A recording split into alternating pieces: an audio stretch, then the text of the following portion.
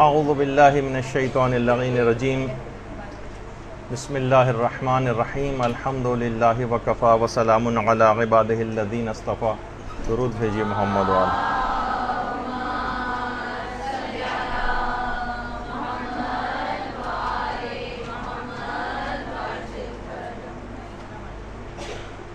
جیسا کہ موقع بھی ہے اس کا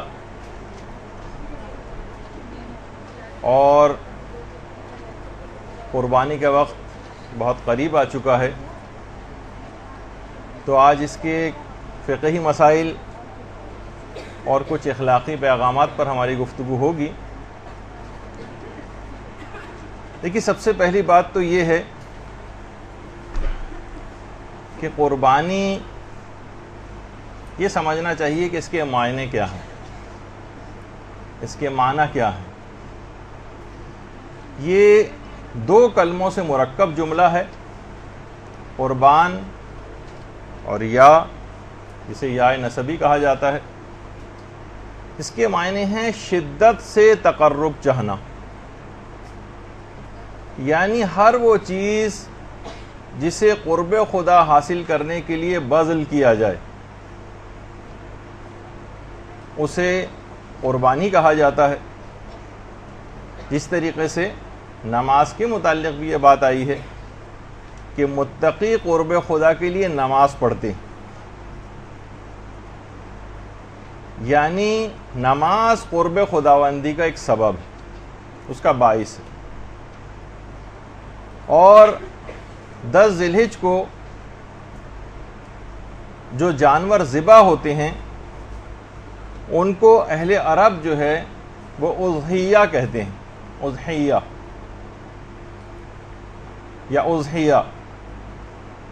اور یہ جو ہے ضحیٰ، اس سے یہ لفظ نکلا ہے جس کے معنی ہے کہ جس وقت جب دن چڑھتا ہے، یعنی وہ قربانی جو سورج کے طلوع ہونے کے بعد پیش کی جاتی ہے اسے اضحیہ کہتے ہیں. اور اسی مناسبت سے اس دن کو عید الاضحیٰ یا عید الضحیٰ جس کو لوگ کہتے ہیں، اسی مناسبت سے اس کو کہا جاتا ہے. یعنی وہ قربانی جو کہ سورج کے نکلنے کے بعد کی جاتی.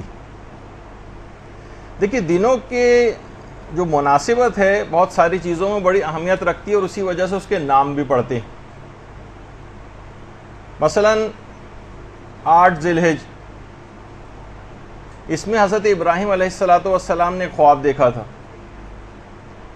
کہ وہ اپنے بیٹے کو ذبح کر رہے ہیں. اس خواب دیکھنے کے بعد پورے دن پھر غور و فکر کرتے رہے. عربی میں غور و فکر کرنے کو ترویہ کہتے ہیں، اس وجہ سے 8 ذی الحجہ کا نام یوم ترویہ پڑ گیا.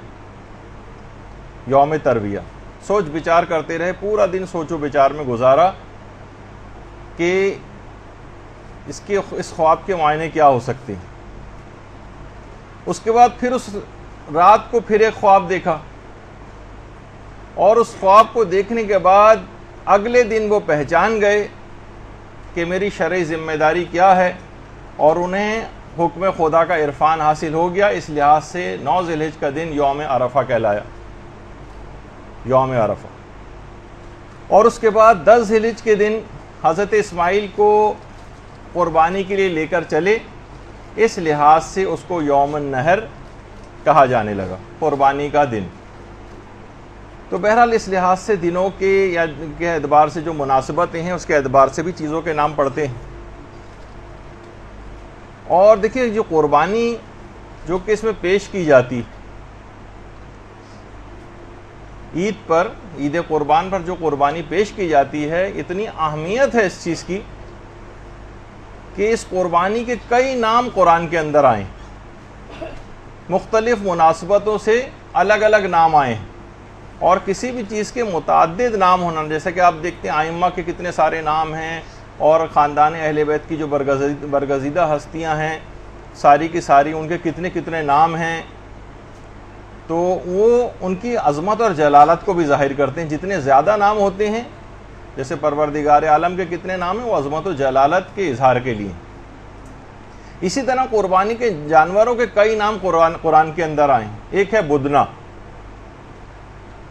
بدنا اس کا الگ سے قرآن کے اندر تذکرہ آیا ہے کہ شاعر خدا میں سے.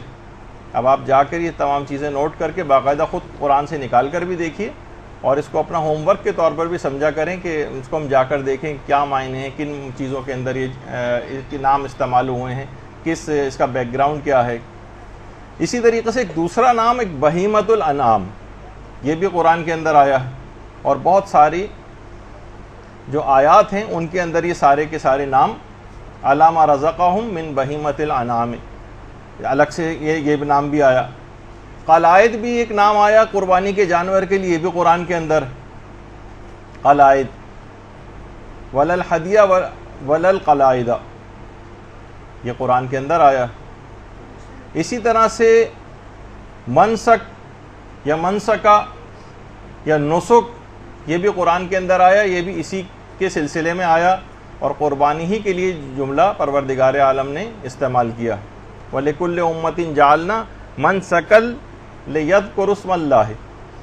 تو یہاں پہ بھی جو یہ منسکہ ہے یا نسک ہے یہ قربانی کے معنوں میں بھی استعمال ہوا. اور اس کے علاوہ ہدی یا ہدیہ, اس کو بھی یہ بھی قرآن میں قربانی کے جانور کے لیے آئے. تاکہ ایک چیز موضوع پہ گفتگو ہو رہی ہے ہماری تو تمام چیزیں آپ کے سامنے آ جائیں. تو فَمَسْتَيْسَرَ مِنَ الْهَدِيِ, تو یہاں پر بھی جو ہدی ہے یہ وہی قربانی کا جانور. اچھا, اس لحاظ سے جو یہ ہدیہ ہے اس کو کہتے تھے یہ ہدیہ پروردگار عالم کے لیے ہم پیش کر رہے ہیں. پیغمبر اسلام ختمی مرتبہ صلی اللہ علیہ وآلہ وسلم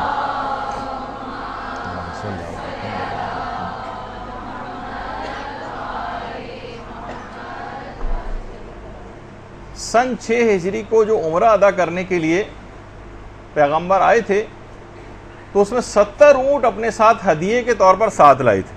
70 اونٹ, اور اسی مناسبت سے ان جانوروں کو ہدی کہا جاتا ہے.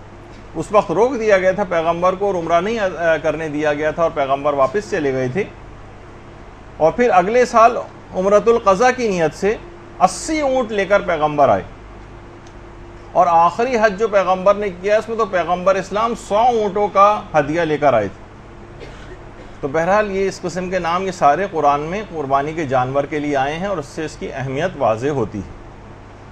دیکھیے, پہلی بات تو یہ ہے کہ حج پر تو سب کو پتہ ہے کہ حاجی کے لیے قربانی کا کرنا واجب ہے. لیکن جو غیر حاجی جو حج پر نہیں گئے ہیں, جو حج نہیں کر رہے ہیں, کیا اور وہ مستطیع بھی ہیں, مثلا صاحب حیثیت ہیں, ان کے پاس پیسے بھی ہیں, تو کیا ان کے لیے قربانی کا کرنا واجب ہے؟ تو جواب ہے کہ جی نہیں, قربانی کا کرنا ہمارے مسلک اہل بیت میں غیر حاجی پر واجب نہیں.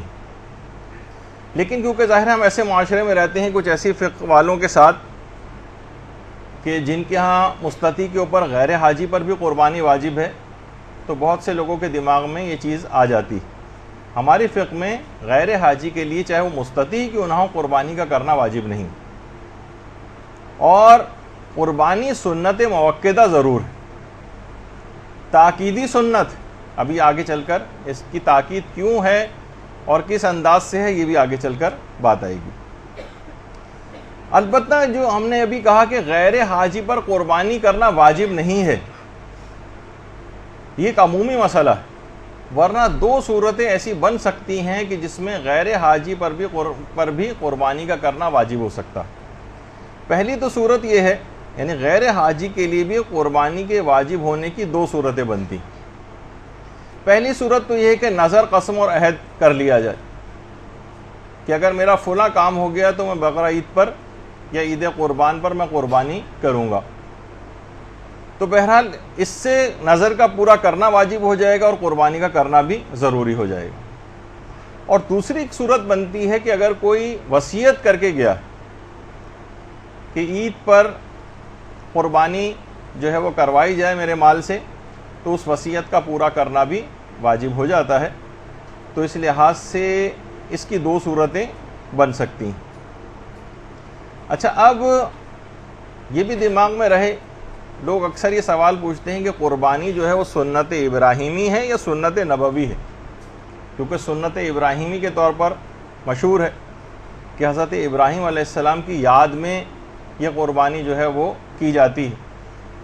تو دیکھیے حضرت ابراہیم کی شریعت کے کتنے ہی مسائل کو پروردگار عالم نے باقی رکھا ہے، اور کہا ہے کہ حضرت ابراہیم کی جو شریعت تھی اور جو طور طریقے تھے اس میں سے اکثر احکام پیغمبر اسلام کی امت کے لیے بھی جاری کیے گئے، اور باقاعدہ قرآن کی سلسلے میں آیات بھی آئی ہیں کہ وَاتَّبَعَ مِلَّةَ إِبْرَاهِيمَ حَنِيفًا، اسی میں اسی بات کو کہا گیا ہے کہ حضرت ابراہیم کے بھی دین اور آئین کے بہت سے قوانین کی پاسداری کرنی ضروری ہے، کیونکہ وہ حضرت ابراہیم والی جو شریعت تھی اس میں بھی بہت سے احکامات کو پیغمبر اسلام نے بھی جاری کیا، تو اس لحاظ سے دونوں میں کوئی منافات نہیں ہے، اور حضرت سنت ابراہیمی بھی ہے اور پیغمبر اسلام کی اپنی سنت متواترہ اور ایک جاری سنت بھی رہی۔ اچھا، اب اگر دیکھیں کہ یہ قربانی جو کرنا ہے یہ کوئی معمولی چیز نہیں ہے، بہت زیادہ اس کے فضائل ہیں، جب اس کی تاکید بہت زیادہ آئی۔ سب سے پہلی چیز تاکہ لوگوں کو احساس ہو کہ یہ صرف کھیل تماشے کے لیے چیز نہیں ہو رہی ہے جیسے کہ آج کل بن کے رہ گئی ہے قربانی، بلکہ یہ واقعتاً ایک ایسی چیز ہے، بہت ساری روایات اس کے اوپر آئیں، اگرچہ آپ کو پتہ ہے کہ فضائل کی بہت سے ساری روایات کے اندر ذوف بھی پایا جاتا ہے، لیکن کیونکہ وہ بات کو مطلب کو سمجھانے کے لیے تو علماء نے ان کو بیان کرنے کی بھی اجازت دی ہے۔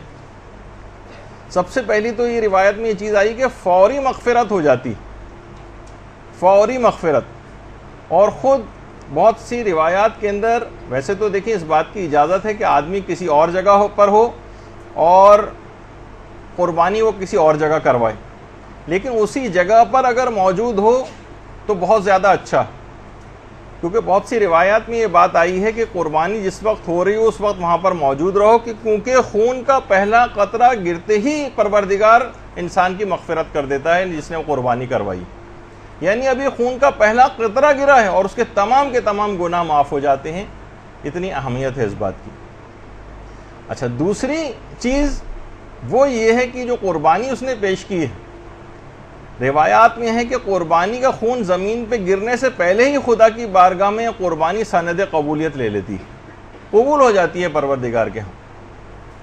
لہٰذا پیغمبر اسلام نے یہ بات فرمائی ہے ایک حدیث میں کہ تم خوش دلی سے قربانی کیا کرو، کیونکہ قربانی کا خون زمین پر گرنے سے پہلے ہی خدا کی بارگاہ میں یہ قبول ہو جاتی، تو خوش دلی سے قربانی کرو، جیسے کہ اکثر جگہوں پہ اس کو ایک بوجھ سا بھی سمجھا جاتا ہے، بوجھ۔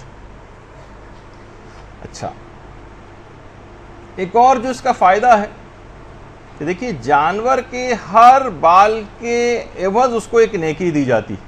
زید ابن ارقم جو پیغمبر اسلام کے ایک صحابی تھے، وہ فرماتے ہیں کہ صحابہ نے ایک دفعہ پیغمبر اسلام سے قربانی کا ثواب پوچھا تھا، تو پیغمبر نے جملہ اس میں ارشاد فرمایا تھا کہ اس کی ایک ایک بال کے عوض ایک نیکی، جتنے اس کے جسم پر بال ہوں گے اتنی ہی زیادہ اس قربانی کرنے والے کے لیے نیکیاں لکھی جائیں گی۔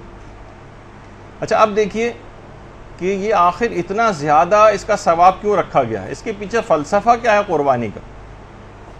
دیکھیے سب سے پہلی بات تو یہ ہے کہ پروردگار عالم اس کے ذریعے ایک تشویق دلانا چاہتا ہے اور ایک احساس کو بیدار کرنا چاہتا ہے کہ خدا کی راہ میں قربانی دینے کے عادی بنو۔ دیکھیے کبھی کبھار ایسے مواقع زندگی میں آتے ہیں، اور ہر شخص کے آتے ہیں، آپ کو خود محسوس کرنا چاہیے کہ کہیں واقعی یہ موقع میرے پاس پروردگار کی طرف سے قربانی مانگنے کا تو نہیں۔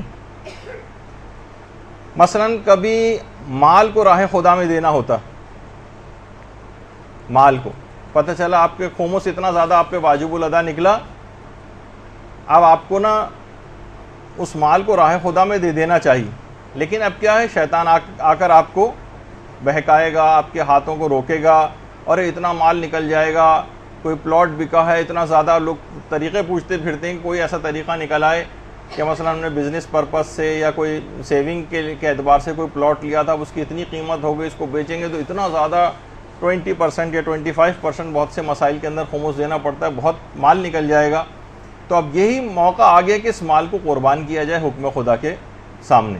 تو کبھی مال راہ خدا میں دینا ہوتا ہے قربانی کے طور پر, کبھی عہدہ راہ خدا میں قربانی کے طور پر پیش کرنا ہوتا ہے. بہت سی جابس ایسی ہیں, سودی ملازمتیں ایسی ہیں کہ جو کہ کرنا حرام ہے, جس کے الگ ایک تفصیلی مسئلے ہیں, اور تمام مجتہدین نے اس کو حرام قرار دیا, جس کے اندر سود کا لین دین ہوتا ہے. اب یہاں پر کبھی اسلام آپ سے تقاضا کر سکتا ہے, جب مقامی عمل پیش آئے تو علماء سے رجوع کرنا چاہیے, لیکن ایک عمومی مسئلہ بتا رہا ہوں کہ عہدے کی بھی قربانی دینا پڑتی, کبھی آسائشوں کی قربانی دینا پڑتی ہے. اتنی شدید گرمی ہے, آپ لوگ یہاں پر آئی ہیں, اپنے آرام کو آپ گھر میں بھی ٹھنڈے طریقے سے رہ سکتی تھیں اور اطمینان کے ساتھ آپ کو کیا ضرورت تھی, لیکن آپ نے علم دین حاصل کرنے کے لیے اپنی ایک آسائش کو قربان کیا, اپنے آرام کو قربان کیا. اور کبھی زیادہ بڑے سینیریوں میں اگر دیکھیں اور اس کو کافی بڑھا لیں ہم اپنے کینوس کو, تو اس میں کبھی کبھار جان بھی دینی پڑ سکتی ہے. اور اسی جذبے کی بیداری کے لیے ایک سالانہ مشق اور پریکٹس کا نام ہے عید قربان کی قربانی, تاکہ انسان کو یہ احساس رہے کہ ایسے مواقع مجھ پر آ سکتے ہیں کہ مجھے یہ چیزیں خدا کی راہ میں قربان کرنی پڑے. لیکن ہم یہ دیکھ رہے ہیں کہ جانور تو مستقل ذبح ہو رہے ہیں, لیکن جذبہ قربانی کہاں ہے یہ ہمیں دیکھنے میں نہیں آ رہا. جذبہ قربانی جو پروردگار پیدا کرنا چاہتا تھا. دیکھیے, خدا پروردگار عالم خود آیات قرآنی کے اندر یہ بات بتا رہا ہے کہ اس جانور کی قربانی کے ذریعے اسے کیا چیز درکار ہے, کیا چیز پروردگار کیا چاہتا ہے. سورہ حج کی آیت نمبر 37 میں کہ خدا ان جانوروں کا خدا تک نہ ان جانوروں کا گوشت جانے والا ہے اور نہ ہی خون, اس کی بارگاہ میں صرف تمہارا تقویٰ جاتا ہے, اخلاص نیت جاتی ہے. پروردگار نے خود اس کا اعلان کر دیا کہ مجھے کیا تم سے چاہیے اس قربانی کے نتیجے میں. تو وہ جذبہ قربانی ہمیں دیکھنے میں نہیں آتا. جو پروردگار نے چیز مانگی ہے تقویٰ, وہ ہمیں دیکھنے میں نظر نہیں آتا کہ وہ تقویٰ کہاں ہے, وہ جذبہ جو قربانی وہ کدھر. موجودہ جو قتل و غارت گری چل رہی ہے اور شہادتیں ہو رہی ہیں, اس سے قطع نظر. خون بہانا تو چھوڑیے, آپ یہ بتائیے کہ کب خدا کی راہ میں اپنے خون تو چھوڑیے پسینہ بھی بہایا. ایک رات کوئی ہم سوچ کے بتا دیں کہ جب ہم اسلام کے لیے اپنے آرام کو ہم نے ترک کیا ہو اور ایک رات بھی جاگے ہوں اسلام کے لیے, کوئی ایسی اذیت اور تکلیف اور پریشانی جو ہم نے فقط اسلام کے لیے اٹھائی, اسلام کے لیے دین کی خاطر ہم نے واقعتاً کبھی کسی آسائش کو ترک کیا ہو. یہاں ہم دیکھتے ہیں کہ 50-50 ہزار کے, 1-1 لاکھ کے, کئی لاکھ کے جانور لوگ لے کر آتے ہیں اور قربانی کرتے ہیں, لیکن ان کے اپنے غریب رشتہ دار ویسی تنگ دستی میں زندگی گزار رہے ہیں, لیکن ان کا کوئی خیال نہیں کرتے. تو جانور ذبح کر کے اور 6 مہینے تک ڈیپ فریزروں کے اندر بھر کر لوگ استعمال کرتے ہیں. یہی وجہ ہے کہ آپ کو پتہ ہی کہ ڈیپ فریزر سب سے زیادہ عید قربان اور اس سے قریب کی تاریخوں کے اندر جو ہے وہ بکا کرتے ہیں. تو غریبوں کی طرف ایک توجہ کم ہے اور نہ ہونے کے برابر ہے, جبکہ اس جانور کی قربانی کے ذریعے پروردگار عالم 2 جذبے ہمارے اندر پیدا کرنا چاہتا ہے, ایک تو تقوی کا اور ایک قربانی کا, اور یہ دونوں ہی چیزیں ہم کو مفقود نظر آ رہی ہیں. اوروں کو تو چھوڑیے, خود ارباب اقتدار بھی ساری قربانی ہمیشہ غریب عوام سے مانگتے ہیں. بعض تو زبان حال سے یہ کہتے ہوئے بھی نظر آتے ہیں کہ پاکستان جو ہے وہ قربانیوں کے نتیجے میں وجود میں آیا ہے اور ہم اس قربانی کا گوشت کھانے کے لیے آ گئے. تو بہرحال یہ بڑے اس کے اوپر دیکھیں جا کر تو وہاں پر بھی غریبوں کی قربانی کی جا رہی ہے, اور یہاں ہم جانوروں کی قربانی کر رہے ہیں, لیکن جو اس کے نتائج ظاہر ہونے چاہیے تھے وہ نتیجے ظاہر نہیں ہو رہے.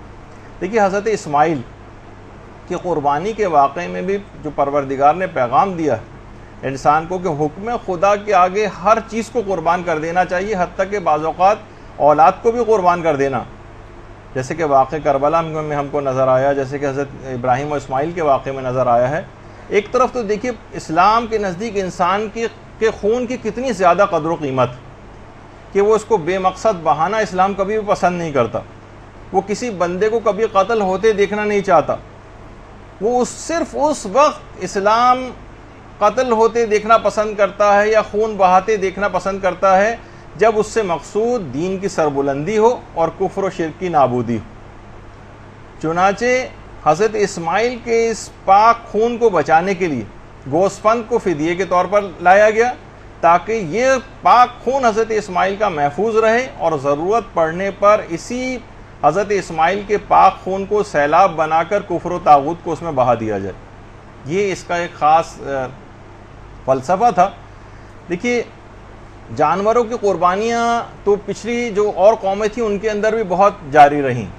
کبھی اس کو بھینٹ کہا جاتا ہے کسی جگہ پہ، کہیں اس کو بلیدان کہا جاتا ہے، اور آپ کے ہاں بھی جس اعتبار سے قربانی ہوتی ہے۔ اور بہت سی قومیں ایسی گزری ہیں جو اپنے بچوں تک کو ذبح کر دیا کرتی تھیں، اور بعض اوقات جانوروں کو بھی ذبح کرتی تھی۔ تو حضرت ابراہیم نے یہ جو رسم چلی آ رہی تھی اس کو منسوخ کرتے ہوئے دمبے کو ذبح کیا تاکہ ہمیشہ کے لیے اپنی اولاد کو ذبح کرنے کی جو رسم ہے اس کے اوپر بھی ایک خط تنسیق کھینچ دیا جائے اور آئندہ کوئی یہ کام نہ کرے۔ دیکھیے خدا کی راہ میں قربانی اور اس جانور کی قربانی اس وقت سے ہے جب دنیا میں فقط صرف چند لوگ ہی تھے۔ جو قرآن کے اندر واقعہ بھی ہے حابیل اور قابیل کا، یہ آپ کے سامنے حضرت حابیل علیہ السلام کی قبر مبارک ہے جو کہ شام میں ہے۔ اللہم صلی علی محمد۔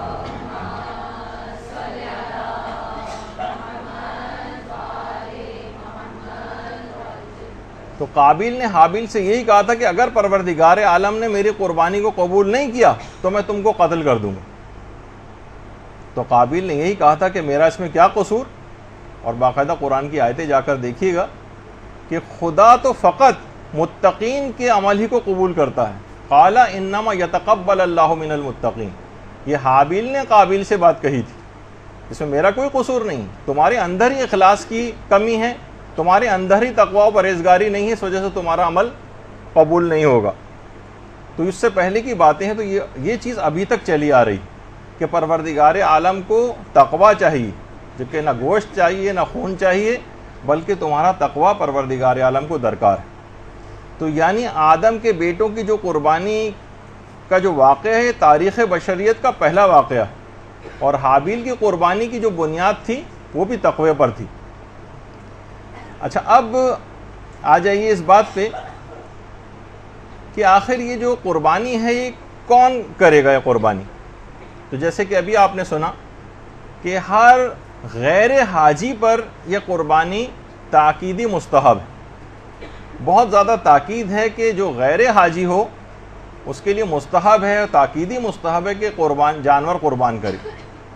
کوئی بھی جو گھر کا سربراہ ہے وہ اپنے اور اپنے گھر والوں کی طرف سے ایک جانور کو قربان کرے، یعنی ایک فیملی کے لیے ایک جانور کافی ہو سکتا، اور کوئی الگ الگ لوگ کرنا چاہیں، گھر میں بہت سارے صاحب استطاعت لوگ ہیں، بیٹے بھی کما رہے ہیں بیٹیاں کما رہی ہیں، سب چاہیں الگ الگ بھی اپنے لیے قربانی کر سکتے ہیں، اس میں بھی کوئی حرج نہیں۔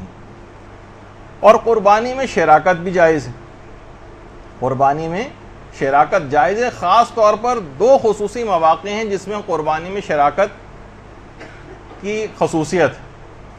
ایک تو وہ ہے کہ جب قربانی کے لیے پیسے ہوں مگر جانوروں کی قلت ہو، جانور مثلا دستیاب نہ ہو، کہ جانور مل نہ رہے ہوں، تو پھر مستحب ہے کہ اس کی قیمت صدقہ کی جائے۔ اگر جانور یعنی بہت سارے دیکھیے مغربی ممالک ایسے ہیں کہ جہاں پر اس طرح سے جانور دستیاب نہیں ہوتے، یا کچھ حکومتی قوانین ایسے آڑے آ جاتے ہیں کہ وہ قربانی نہیں کر سکتے، بہت سے ایسی اس طرح کی چیزیں، تو پھر وہ ایک آپشن ان کے پاس یہ ہو سکتا ہے کہ کوئی اور اگر طریقہ نہیں ہے جانور کی قربانی کا تو وہ قربانی کے پیسے صدقہ کر دیں، یہ ان کے پاس ایک دوسرا حل ہے۔ اور کتنا صدقہ کریں کہ کافی ہو جائے، کیونکہ آپ کو پتہ ہی کہ یہاں پر 8-10 ہزار سے لے کر اور 8 لاکھ 10 لاکھ اور 20 لاکھ تک کے جانور ہوتے ہیں۔ کتنے پیسے صدقہ کریں وہ افراد کے جن کے پاس جانور دستیاب نہیں، کہ وہ پیسے موجود ہیں لیکن جانور نہیں ہے، یا کچھ ایسے قوانین آڑے آ گئے ہیں کہ جس کی وجہ سے قربانی ممکن نہیں ہو پا رہی، تو وہ کم سے کم رقم جو جانور کی مارکیٹ میں ہے اس پر اکتفا کر سکتے ہیں۔ مثلا اگر سب سے کم 8,000 کا مثلا بکرا ہے، لیکن 8,000 میں تو اکثر لوگ کہتے ہیں کہ سٹیکر بکرے کا آ سکتا ہے، صرف خالی بکرا تو آنا مشکل ہے، تو اس پہ اکتفا کیا جائے، کم سے کم رقم پر اکتفا کیا جا سکتا ہے اور اس ثواب کو حاصل کیا جا سکتا ہے۔ ہاں البتہ اگر یہ دماغ میں رہے کہ اگر جانور دستیاب ہو اور پیسے بھی ہوں، اگر جانور دستیاب ہے اور پیسے بھی ہیں ہمارے پاس، تو پھر اس کے باوجود بھی ہم قربانی کرنے کے بجائے اس کے پیسے اگر صدقہ کر دیں، جیسے کہ آج کل اکثر لوگ جو سو کالڈ انٹیلیکچوئلس ہوتے ہیں وہ اپنی بہت سارے چیزیں لے کر آتے ہیں، جس پہ آگے چل کر ہم گفتگو کریں گے، ان کے بہت سارے اعتراضات کے اوپر، کہ یہ تو فضول ایک رسم ہے اور اس کا معاذ اللہ اس کی کوئی اتنی اہمیت نہیں ہے، اصل جو چیز غریب کی مدد کرنا ہے وہ آپ پیسے کے ذریعے کریں، ابھی تو فی الحال اسے کسی اور چیز کی ضرورت ہے، آپ زبردستی گوشت پہنچا رہے ہیں اس کو۔ تو ایک سوال یہ اٹھتا ہے کہ کیا ایسا کیا جا سکتا ہے کہ اگر قربانی کرنے کے بجائے ہم پیسے کسی غریب کو دے دیں، تو یہ قربانی کا ثواب جو خصوصی طور پر عید قربان کی قربانی کا یہ ثواب آپ کو نہیں دلوائے گا پیسے دینا۔ پروردگار اس پر جانور ہی کو ذبح ہوتے دیکھنا پسند کرتا۔ جس طریقے سے عقیقہ ہے، اس میں روایات میں بھی یہ بات آئی ہے کہ پروردگار خون بہتے دیکھنا پسند کرتا، اس کی کچھ مصلحتیں ہیں، یعنی ہم یہ نہیں کر سکتے کہ بھئی جو عقیقہ ہے ہم اس میں جو ہے پیسے دے دیتے ہیں، کسی بھی غریب کو اس کا اور بہت ساری چیزوں کے اندر استعمال کر لے گا، نہیں، وہ پیسے عام صدقہ بن جائیں گے، ایک چیریٹی ہو جائے گی، لیکن عقیقے کے جو ثواب اور فائدے ہیں وہ آپ کو نہیں ملیں گے۔ اسی طریقے سے عید قربان پہ اگر کسی نے اس کے بجائے پیسے دے کر صدقے کے طور پہ کام چلانا چاہا، اسے اس کا ثواب مل جائے گا، لیکن عید قربان پر قربانی کا ثواب نہیں ملے گا۔ تو یہ چیز دماغ میں رہے۔ تو ایک تو یہ موقع تھا کہ جب جانوروں کی قلت ہو جاتی ہے، اس وقت پھر یہ جانور اویلیبل نہیں ہوتے یا بہت کم ہوتے ہیں، تو اس میں شراکت بھی کرنے کی پھر اجازت مل جاتی۔ مثلا جانور کم ہیں، افراد زیادہ ہیں، تو ٹھیک ہے، پھر وہ جانوروں میں حصہ ڈال سکتے ہیں، اس کا آگے چل کر ابھی بات آئے گی۔ یا دوسری ایک صورت ہے کہ قیمتیں بہت زیادہ چڑھ جائیں، قیمتیں، تو پھر ایک ہی جانور میں کئی افراد بھی حصے ڈال سکتے ہیں، سب کی استطاعت ختم ہو گئی، اتنی زیادہ قیمتیں آسمانوں سے باتیں کر رہے ہیں اور ہم اس کا ثواب بھی لینا چاہتے ہیں، تو اس میں ابھی وہ اس کی تفصیل آگے چل کر آئے گی۔ اور اتنے مہنگے جانور ہو جاتے ہیں کہ جناب لاکھوں کے اندر چیز جا رہی ہے، اور 10 لاکھ اور 15 لاکھ مارکیٹ کے اندر کس طرح سے بہت ساری چیزیں یہاں تک چیز پہنچ جاتی۔ بلکہ کسی جگہ میں پڑھ رہا تھا کہ بیویاں بھی اکثر اب تو یہی فرمائش کرنے لگیں کہ اس دفعہ ہم شوہر سے کہتی ہیں کہ اس شادی کی سالگرہ پہ ہم ایک بکرا ذبح کریں گے، تو شوہر یہی کہتے ہیں غلطی میری تھی، تو اس میں بکرے کا کیا قصور ہے، اور اتنے زیادہ تم کو پتہ نہیں کہ کتنے زیادہ مارکیٹ کے اندر مہنگے ہو گئے ہیں، اس سے تو بہتر ہے کہ مجھے کو قربان کر دو۔ تو بیوی کہتی ہیں کہ گدھے کی صرف کمائی جائز ہے، قربانی جائز نہیں۔ تو بہرحال یہ مختلف لطیفے آج کل جو ہے اس طور پہ مشہور ہو رہے ہیں۔ تو اب سوال یہ ہے کہ جو بکروں کی قیمتیں اتنی زیادہ کہ انسان خود عید قربان آنے سے پہلے خود ہی قربان ہو جاتا ہے، تو کیا پھر اس کا حل کیا ہے؟ ہم ثواب کو بھی لینا چاہتے ہیں، تو پھر اس کا حل یہ ہے کہ آپ قربانی میں اپنے حصے ڈال سکتے ہیں، حصے، اور یہ جائز ہے، اور یہ بالکل جائز ہے۔ اور اب کتنے حصے ڈال سکتے ہیں؟ تو جیسے کہ ہمارے برادران اہل سنت کے اندر کہ اونٹ کے اندر 10 حصے ہوتے ہیں اور گائے کے اندر 7 حصے ہوتے ہیں، اور غالباً بکرے میں ایک بھی حصہ نہیں ہوتا۔ ہماری فقہ کے اندر ایسا کوئی مسئلہ نہیں ہے، اور کتنے بھی افراد چاہیں وہ قربانی میں کے جانور میں اپنا حصہ ڈال سکتے ہیں، اور اس کی کوئی حد مقرر نہیں۔ جتنے بھی زیادہ افراد چاہیں، 10 20 جتنے بھی افراد اس سے زیادہ بھی اگر ہونا چاہیں تو کوئی بھی حد مقرر نہیں ہے، اور اتنے حصے ڈالے جا سکتے ہیں۔ خود بہت سے طریقہ کار جو پیغمبر کے تھے، اس سے خود اس بات کا بھی اظہار ہوتا ہے کہ پیغمبر ایک ہی جانور کو متعدد افراد کی طرف سے بھی قربان کرتے تھے۔ بعض اوقات متعدد بھی جانور ہوتے تھے، اور بعض اوقات ایک جانور کو بھی، کہ بہت سی دعائیں پیغمبر کی اس طرح سے ہیں کہ پروردگار اس جانور کو میری طرف سے، میرے اہل بیت کی طرف سے اور میری پوری امت کی طرف سے اپنی بارگاہ میں قبول فرما۔ یعنی پیغمبر جانور کے ذبح کے وقت یعنی ان سب کی نیتیں جو ہیں وہ کرتے تھے۔ تو کئی افراد کو بھی اس لحاظ سے حصے دار بنانے کی اجازت ہے۔ اچھا، اب کتنے بھی چاہیں حصے ڈال سکتے ہیں. یہ لوگ بہت زیادہ سوال اس سلسلے میں کرتے ہیں, تو آپ کیونکہ خود رہتی ہیں تمام افراد کے ساتھ, تو اب ان چیزوں کو آپ کو کلیئر کرنا پڑے گا اپنے رشتہ داروں کو, دیگر افراد جو آپ سے اس متعلق پوچھیں, نہیں بھی پوچھیں تو آپ خود ان کو بتائیں گے. اس میں کوئی حرج اور کوئی پابندی نہیں, جتنے بھی چاہیں ہمارے فقہ میں حصے ڈال سکتے ہیں. پھر ایک سوال یہ ہے کہ اکثر جگہوں پہ ہم کیونکہ ایسے معاشرے کے اندر رہ رہے ہیں, دیگر مسلمان فرقے بھی ہمارے ساتھ ہیں, تو کیا ہم ان کے ساتھ اپنے برادران اہل سنت کے ساتھ مل کر قربانی میں حصہ ڈال سکتے ہیں؟ تو اس کا جواب ہے کہ جی ہاں, ان کے ساتھ بھی مل کر ان کی قربانی میں حصہ ڈالا جا سکتا ہے. اس کے لیے ضروری نہیں کہ شیعہ افراد کی ہی جو قربانی ہو اسی کے اندر آپ حصے دار بنیں. تو ایک فقہی مسئلہ یہ. پھر ایک مسئلہ اس کے اندر یہ ہوتا ہے کہ قربانی کرنے کا جو افضل وقت ہے وہ کون سا؟ تو اس میں علماء یہ فرماتے ہیں مجتہدین کہ سورج نکلنے کے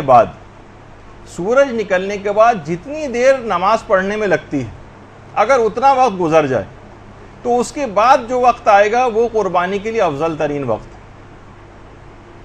سورج نکلنے کے بعد اور نماز پڑھنے میں جتنا وقت لگتا ہے اس کے بعد جو قربانی کی جائے گی وہ افضل ترین وقت ہے. اور یہی بہت سے علماء تو اس کے قائل ہیں کہ بلکہ وقت ہی یہیں سے شروع ہوتا ہے. ایک ہوتا ہے افضل وقت کہ ٹھیک ہے نماز فجر کے پڑھنے کے بعد ابھی سورج نہیں نکلا اور ہم نے قربانی کر دی, اکثر علماء اس کو بھی بالکل صحیح سمجھتے ہیں, اور کچھ ایسے بھی علماء ہیں کہ جو کہتے ہیں نہیں, اس کا وقت ہی شروع ہوتا ہے جب سورج نکل آتا ہے. اور بہت سی احادیث بھی پیغمبر کی آئی ہیں کہ جس نے بھی نماز پڑھنے کے بعد, سورج نکلنے کے بعد نماز پڑھ کے قربانی کی, اس نے اپنی قربانی کو مکمل کیا اور اس نے مسلمانوں کے طریقے کو پا لیا. تو یہ بڑا خصوصی قسم کا وقت ہے جس میں فضیلت سب سے زیادہ ہے کہ جس وقت سورج نکل آئے. اسی وجہ سے اس کو آپ نے اس سے پہلے سنا کہ اضحیہ کہا جاتا ہے کہ جس وقت سورج جب چڑھنے لگتا ہے تو اس وقت جو قربانی کی جاتی. اچھا, اب اس کے بعد یہ ہے کہ عید کی قربانی کتنے دن کر سکتے ہیں. ایک تو فائدہ اس کے اندر یہ بھی ہوتا ہے کہ اس میں جیسے جیسے دن گزرتے جاتے ہیں قربانی کے جانوروں کی قیمتیں بھی نیچے جاتی ہیں. تو مینا میں حاجیوں کو تو 4 روز تک کی اجازت ہے, 4 دن تک قربانی کر سکتے ہیں. البتہ جو غیر حاجی ہیں ان کو یہ اب 3 دن تک قربانی کر سکتے ہیں.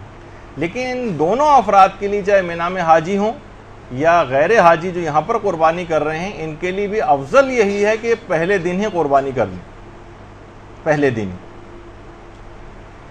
تو یہ آپ کے سامنے مسئلہ آیا. اس کے بعد ایک مسئلہ ہوتا ہے کہ جانور کون سا ذبح کریں. تو دیکھیے انعام ثلاثہ میں سے جانور ہونا چاہیے, یا تو اونٹ ہو یا مثلا گائے, بھینس, بکرا, بکری یا بھیڑ, دمبا وغیرہ. یہ جو انعام ثلاثہ میں آتے ہیں ان میں سے قربانی کی جا سکتی ہے. یعنی وہ 3 کیٹیگریز جو جانوروں کی ہیں انہی میں سے ہی قربانی کی جائے. اور پھر ایک ہے کہ جناب ٹھیک ہے یہ سب کچھ تو ہے کہ ان جانوروں کی ان کی عمر کتنی ہونی چاہیے. تو اونٹ کے لیے کہا جاتا ہے کہ اونٹ جو ہے وہ 7 سال سے کم کا نہیں ہونا چاہیے, 7 سال سے کم کا اونٹ نہ ہو. اور گائے جو ہے وہ 2 سال سے کم نہیں ہونی چاہیے, اور بکرا جو ہے وہ بھی 2 سال سے کم نہیں ہونا چاہیے اگر قربانی کا ثواب لینا ہے عید قربان کے روز. البتہ اگر اس سے کم ہو تو قربانی تو ہو جائے گی, یعنی جانور حلال ہے, لیکن یہ کہ بہرحال جو عید کی قربانی کا جو خاص طور پر جو احکام ہیں اس کے لحاظ سے وہ ثواب آپ کو نہیں ملے گا اگر عمر اس سے کم ہے. یعنی اونٹ کی 7 سال سے کم نہ ہو اور گائے اور بکرے کی جو ہے وہ 2 سال سے کم نہ ہو. البتہ جو بھیڑ اور دمبے وغیرہ ہوتے ہیں ان کی 7 ماہ سے کم نہیں ہونی چاہیے, 7 ماہ سے کم نہ ہو. اچھا, عمر تو چلیں یہ تو آپ کے سامنے آ گئی. اب جانور کے لیے اس کے علاوہ مستحب ہے کہ جانور موٹا تازہ ہو. یہ ثواب میں سے کہ جانور موٹا ہو, اور کتنا موٹا ہو, اتنا موٹا بھی ہو سکتا ہے. تو بہرحال جتنا زیادہ موٹا تازہ ہوگا.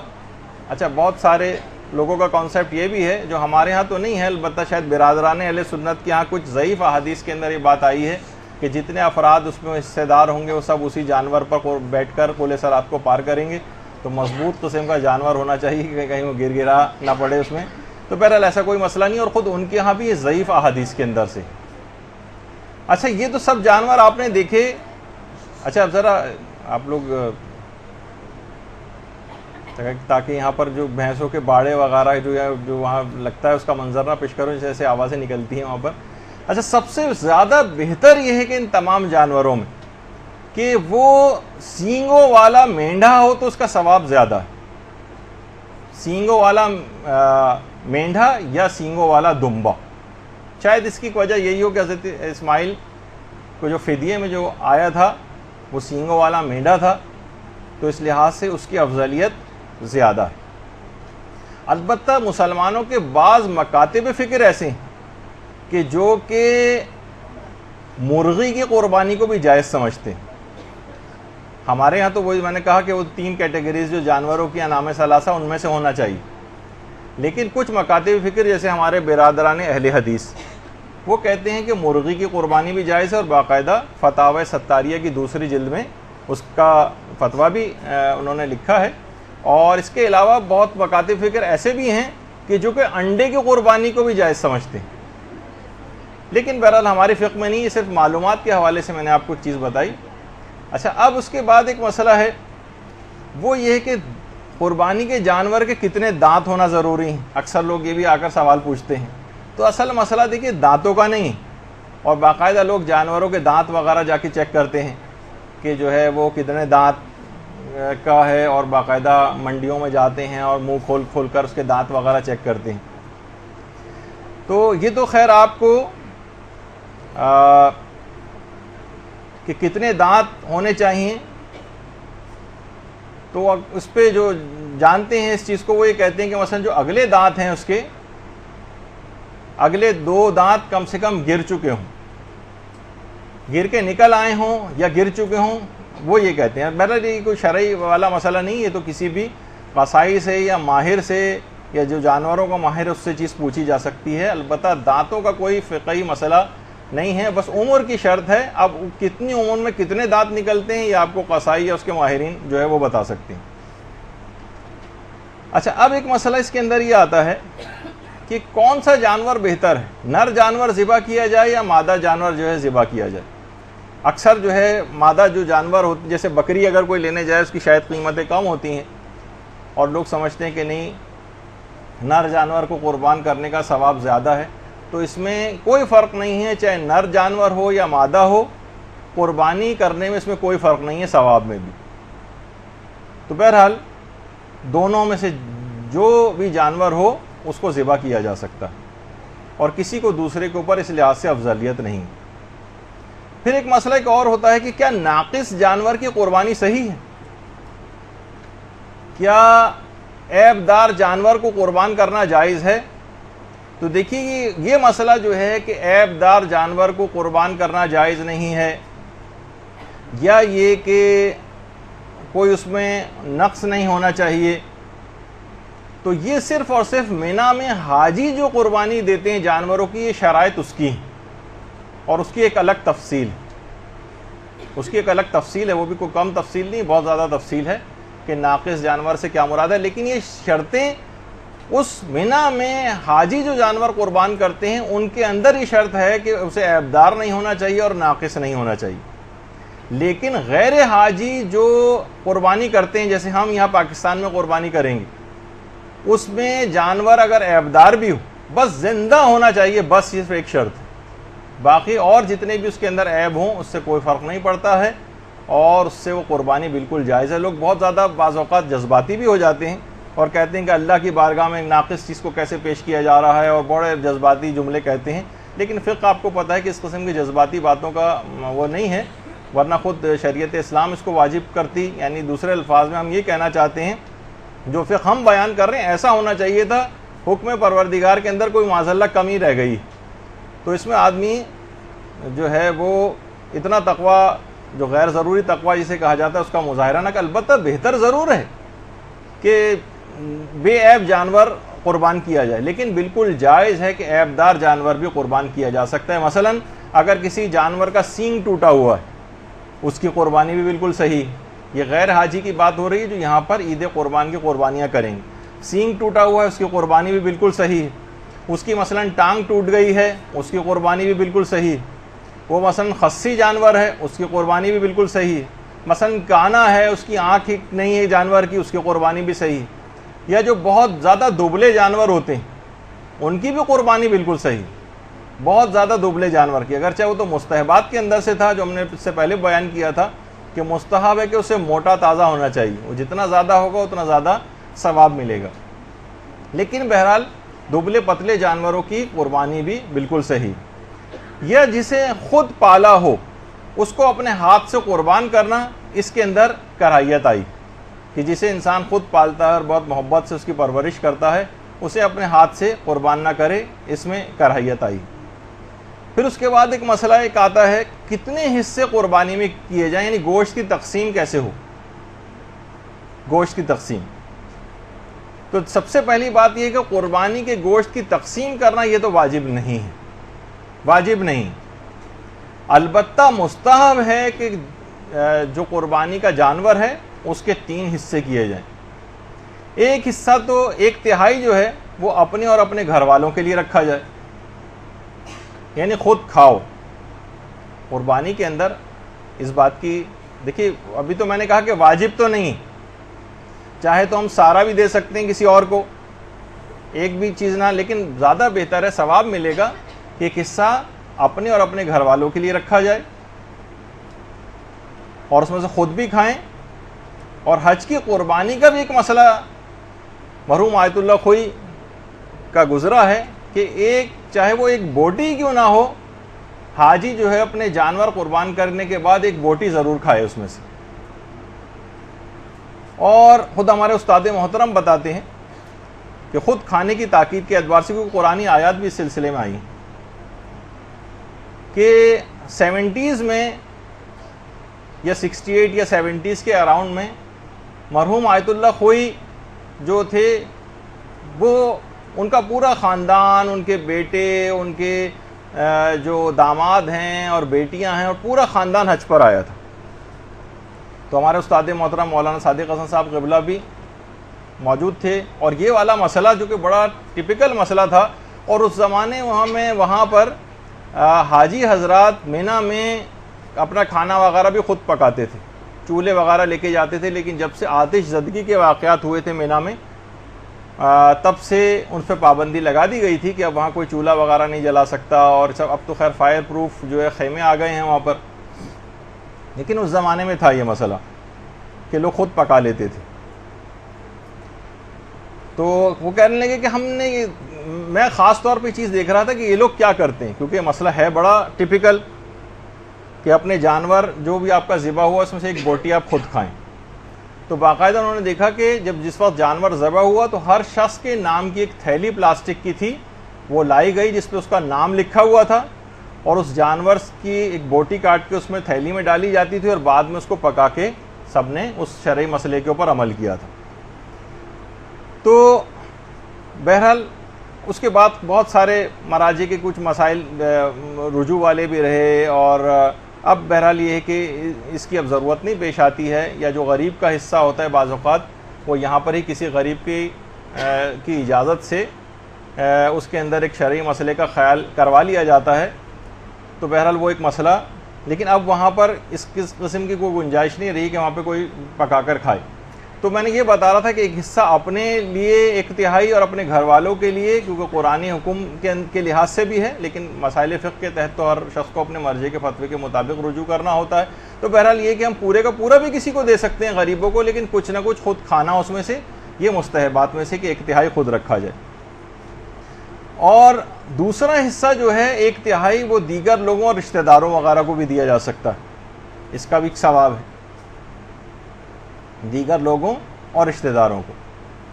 اور جو تیسرا حصہ ہے 1/3 کا، وہ غریب اور نادار لوگوں کے لیے ہے، غریب اور نادار لوگ۔ زیادہ افضل اور احوط یہ ہے کہ غریب اور ناداروں کو تیسرا حصہ دیا جائے۔ اچھا ان سب حصے جو بنائے جائیں گے اگر آپ کہیں تو ان سب کا بالکل برابر ہونا ضروری نہیں، آپ کم اور زیادہ بھی حصوں کو کر سکتے ہیں، اس میں کوئی واجبات والا مسئلہ نہیں ہے کہ بالکل برابر ہم لوگ بس وہ ترازو لے کر بیٹھے ہیں اور بالکل ایک چھٹاک بھی جو ہے دوسرے میں زیادہ نہ جانے پائے، ایسا مسئلہ نہیں۔ اور یہ بھی کر سکتے ہیں کہ قربانی کا پورا گوشت ہم خود بھی کھا سکتے ہیں، ہم ایک بوٹی کسی کو نہیں دے رہے اور سارے کا سارا اپنے ڈیپ فریزر میں ہم نے بھر لیا، اس کی بھی اجازت ہے۔ یعنی کم سے کم دماغ میں یہ نہ رہے، وہ اخلاقیات کے اعتبار سے یا صحت کے اعتبار سے وہ ضرور ہے کہ اپنے پیٹ کو جانوروں کا قبرستان نہ بنائیں، آپ کی صحت بھی ٹھیک رہے گی اور عالم آخرت میں بھی آپ کو دوسروں کو کھلانے کا جو ایک ثواب جو ہے وہ دیا جائے گا۔ تو بہت سے علماء تو اس کے قائل ہیں باقاعدہ کہ جو قربانی کا جانور ہے اس کا گوشت مستحب ہے کہ پکا کر کھلایا بھی جائے لوگوں کو۔ تو بہرحال ہم کچا گوشت عام طور پر اس میں دیا جاتا ہے، لیکن اس میں کچھ علماء نے اس کی بھی تاکید کی۔ اب ایک مسئلہ پیش آتا ہے کہ جو کھال ہوتی ہے اس کا کیا کیا جائے۔ میرا خیال آپ نے آپس میں ڈسکشن شروع کر دیا، کوئی اہم بات ہے، کوئی مسئلہ تو ہم سے بھی شیئر کریں گے، کیا ہے اس میں، ہو سکتا ہے کوئی چیز ایسی ہو۔ کھال کا کیا کیا جائے؟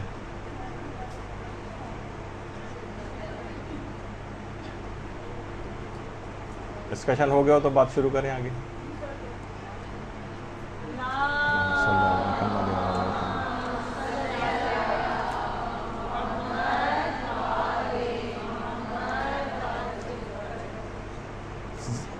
سب سے زیادہ اس کا صحیح مصرف کیا ہے جانور کے جو کھال ہے اس کا؟ تو دیکھیے مستحب تو یہ ہے کہ کھال یا اس کی قیمت کو صدقہ کر دے، سب سے زیادہ بہتر یہ۔ اور اس بات کو مکروہ سمجھا گیا ہے کہ اجرت کے طور پر قصائی کو یہ کھال دی جائے۔ اکثر قصائی یہ اگر مثلا کہہ سکتے ہیں کہ ٹھیک ہے ہمیں ذبح کے پیسے نہیں چاہیے، آپ ہمیں نا کھال دے دیجیے گا، تو اجرت کے طور پر قصائی کو یہ مکروہ ہے، یعنی حرام والا معاملہ تو پھر بھی نہیں ہے، لیکن الگ سے، کیونکہ بہت سی مسلمانوں کی روایت میں اس میں امیر المومنین علیہ الصلوۃ والسلام کی ایک روایت بھی آئی ہے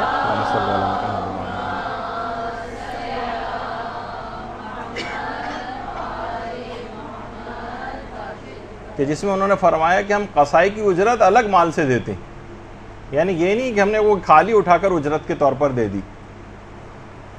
اور یہ بھی کر سکتے ہیں کہ اس کھال کی جائے نماز بنا کر اس پر نماز پڑھیں، اس کی بھی اجازت ہے، باقاعدہ مسائل فقہ میں علماء نے لکھا ہے۔ اسے بیچ کر آپ گھر کا سامان جو ہے وہ بھی خرید سکتی۔ تو بہرحال یہ آپ کی ملکیت ہے اور اس کھال کا جو چاہیں کیا جا سکتا ہے۔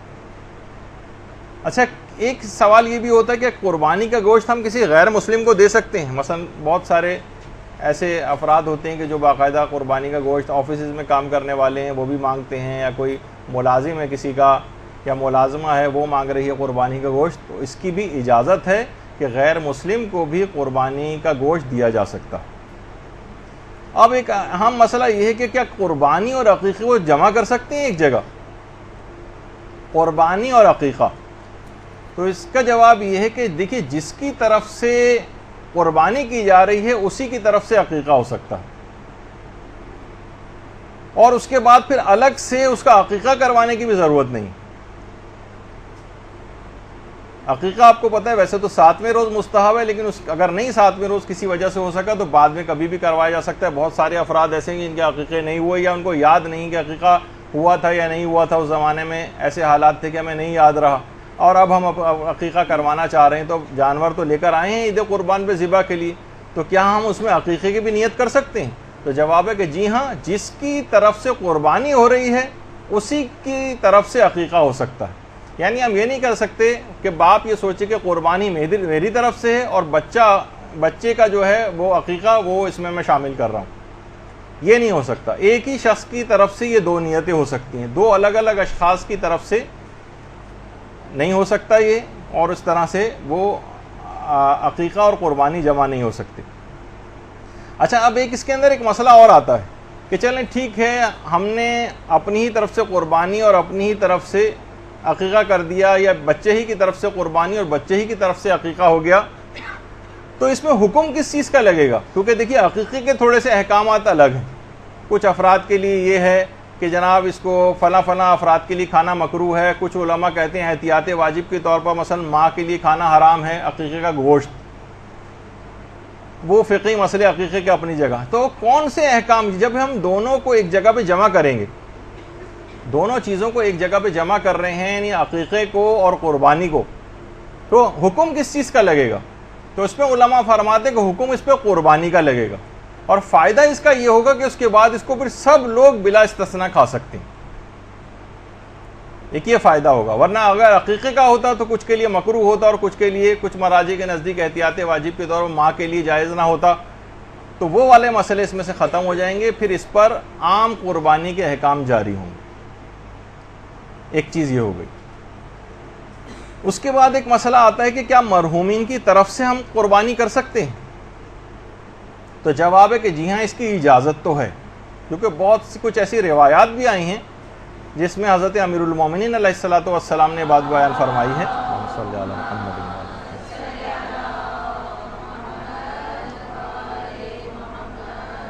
کہ وہ پیغمبر اسلام کی طرف سے بھی قربانی کیا کرتے تھے ان کے انتقال کے بعد بھی. تو علماء یہ فرماتے ہیں کہ بہرحال بہتر تو یہ ہے کہ قربانی کر کے اس کا ثواب مردوں کو ہدیہ کر دیں, اور رجا کی نیت سے بھی یہ کام کیا جا سکتا ہے کہ ہم باقاعدہ جانور لے کر ہی آئے اپنے کسی مرحوم رشتہ دار کی طرف سے, ہم نے اس کو قربان کر دیا. لیکن زیادہ بہتر یہ کہ ثواب کو ہدیہ کریں, قربانی خود کریں اور ثواب اس کا مرحوم کو ہدیہ کر دیں, یا رجا کی نیت سے قربانی کریں اس کی طرف سے. کیونکہ ایک مسئلہ یہ بھی آتا ہے کہ کیا امام زمانہ علیہ السلام کی نیابت میں قربانی کر سکتے ہیں؟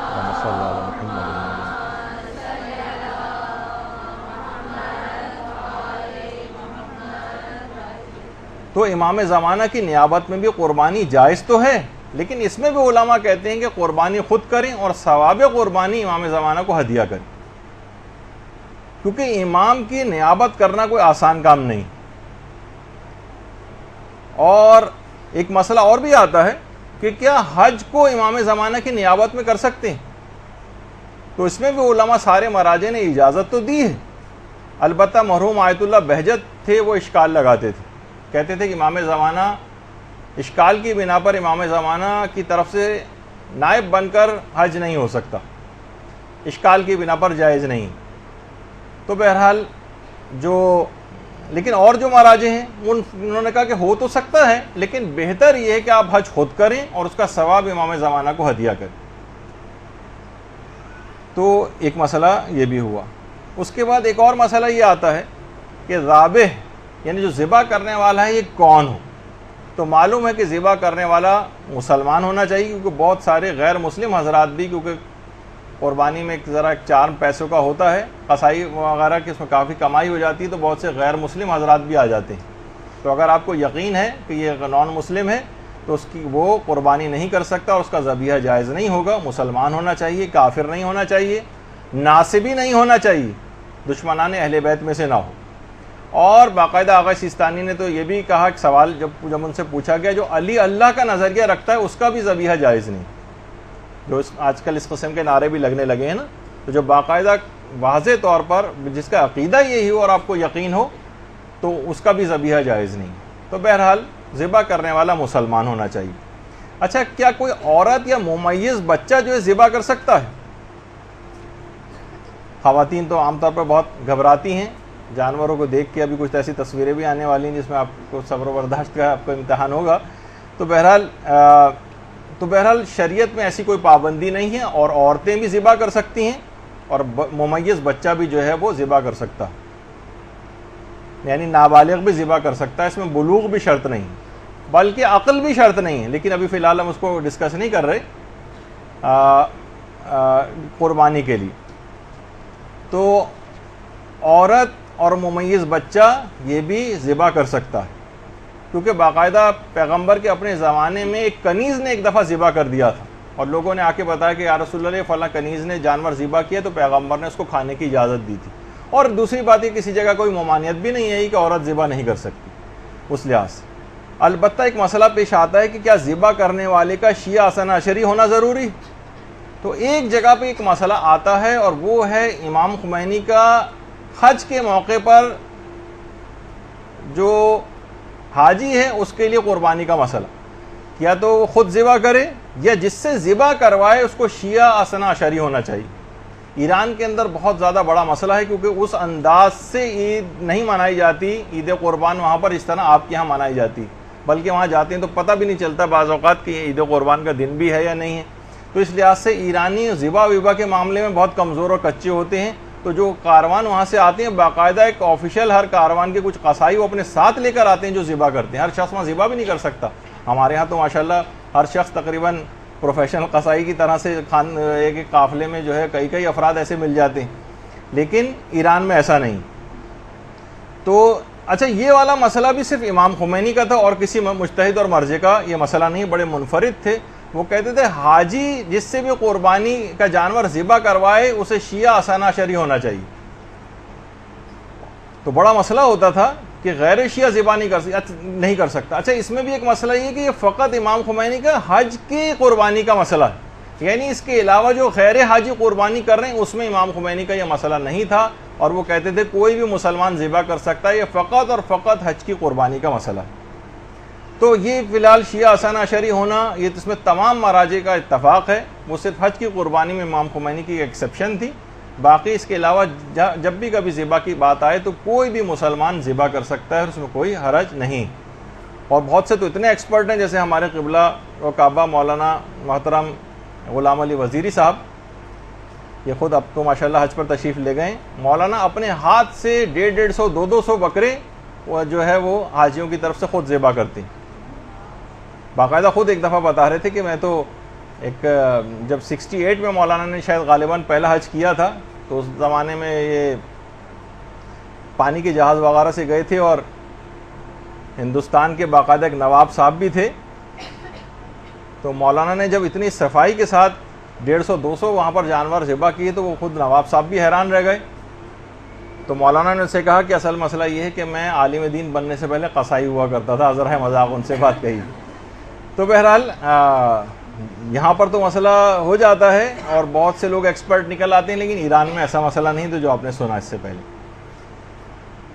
اچھا, اس میں جیسے میں نے اس سے پہلے کہا کہ دوسری جگہ پہ بھی قربانی کروائی جا سکتی ہے. ہم کہیں اور ہوں, قربانی کسی اور جگہ ہو, آدمی امریکہ میں ہو اور قربانی مثلا پاکستان میں کروا رہا ہوں, اس کی بالکل اجازت ہے. اور خود اس کا جو قربانی کروا رہا ہے اس کا وہاں جانور کے سر پہ کھڑا ہونا بھی ضروری نہیں, یا ہاتھ لگوانا وہ بھی ضروری نہیں کہ صرف ہم نے قصائی کے ہاتھ پہ ہاتھ رکھ دیا اور ذبح وہ کر رہا ہے ہم نے صرف ہاتھ لگوا دیا. تو اس کی بھی کوئی خاص, یا تو خود پورا ذبح کریں وہ ایک الگ چیز ہے, ورنہ یہ ہاتھ لگوانا یا جانور کو اس سے پہلے دھلوانا اس کی بھی کوئی اہمیت اس لحاظ سے شرعی طور پر نہیں. یا پورے کچھ میں نے سنا کہ بہت سارے لوگ کسی جگہ رسم ہے کیا ہے کہ پورے جانور کے جسم پر ہاتھ پھیرتے ہیں. ایسی بھی شریعت کے اندر کوئی چیزیں نہیں ہیں, کچھ خرافات ہیں جو اس لحاظ سے مشہور ہو گئیں. اب مسئلہ یہ ہے کہ کس چیز سے جانور کو ذبح کیا جائے. تو لوہے کی چھری سے جانور کو ذبح کیا جائے. ایک مسئلہ پیش آتا ہے کہ کیا اسٹیل کی چھری سے ذبح کر سکتے ہیں. تو مراجع کی کچھ تعداد ایسی ہے جو کہتی ہے کہ اسٹیل احتیاط واجب کی بنا پر اسٹیل کی چھری سے جانور کو ذبح نہیں کیا جا سکتا. جیسے خود آیت اللہ سیستانی یہ بات فرماتے ہیں اور کچھ مراجع اور بھی ہیں جو کہتے ہیں کہ اسٹیل کی چھری سے جانور کو ذبح نہیں کیا جا سکتا, یعنی لوہے کی ہی چھری جو ہے وہ ہونی چاہیے. البتہ یہ ہے کہ اگر لوہے کی چھری دستیاب نہ ہو تو پھر بحالت مجبوری اسٹیل کی چھری سے بھی ذبح کیا جا سکتا. لیکن بہرحال اگر پہلی پریفرنس یہی ہے کہ جب تک ممکن ہو آپ کے لیے اسٹیل کی چھری سے جانور کو ذبح نہ کریں اور لوہے کی چھری ہی سے ذبح کریں. پھر ایک مسئلہ یہ ہے کہ جس وقت جانور کو ذبح کیا جائے اس وقت جانور کی پوزیشن کیا ہونی چاہیے. تو معلوم ہے سب کو کہ جانور کو قبلہ رخ ہونا چاہیے. آغا سیستانی فرماتے ہیں کہ گردن اور جو پیٹ ہے یہ قبلہ رخ ہو تو کافی, چہرہ اور ہاتھ پاؤں کا قبلہ رخ ہونا ضروری نہیں, یعنی صرف گردن اور پیٹ قبلہ رخ ہو بس یہ صحیح ہے. لیکن ابھی یہ غلطی اس کے اندر اور ہے جو ابھی آگے چل کر بھی بیان کروں گا. البتہ اور کچھ اور مراجع ہیں جو کہتے ہیں کہ گردن, پیٹ, ہاتھ پاؤں, منہ وغیرہ بھی قبلہ رخ ہونا چاہیے. آغا سیستانی البتہ کہتے ہیں کہ بس گردن اور پیٹ کا قبلہ رخ ہونا کافی ہے, اور اس کے علاوہ جو ہے جو منہ ہے یا ہاتھ پاؤں ہیں ان کا قبلہ رخ ہونا ضروری نہیں۔ اچھا ایک بات یہ بھی ہے کہ جانور کو ضروری نہیں کہ زمین پر ہی لٹایا جائے، بلکہ آپ کسی اونچی جگہ، کسی کرسی کے اوپر، کسی میز کے اوپر یا کسی بھی جگہ ایسی جگہ لٹا کر بھی اس جانور کو ذبح کیا جا سکتا ہے۔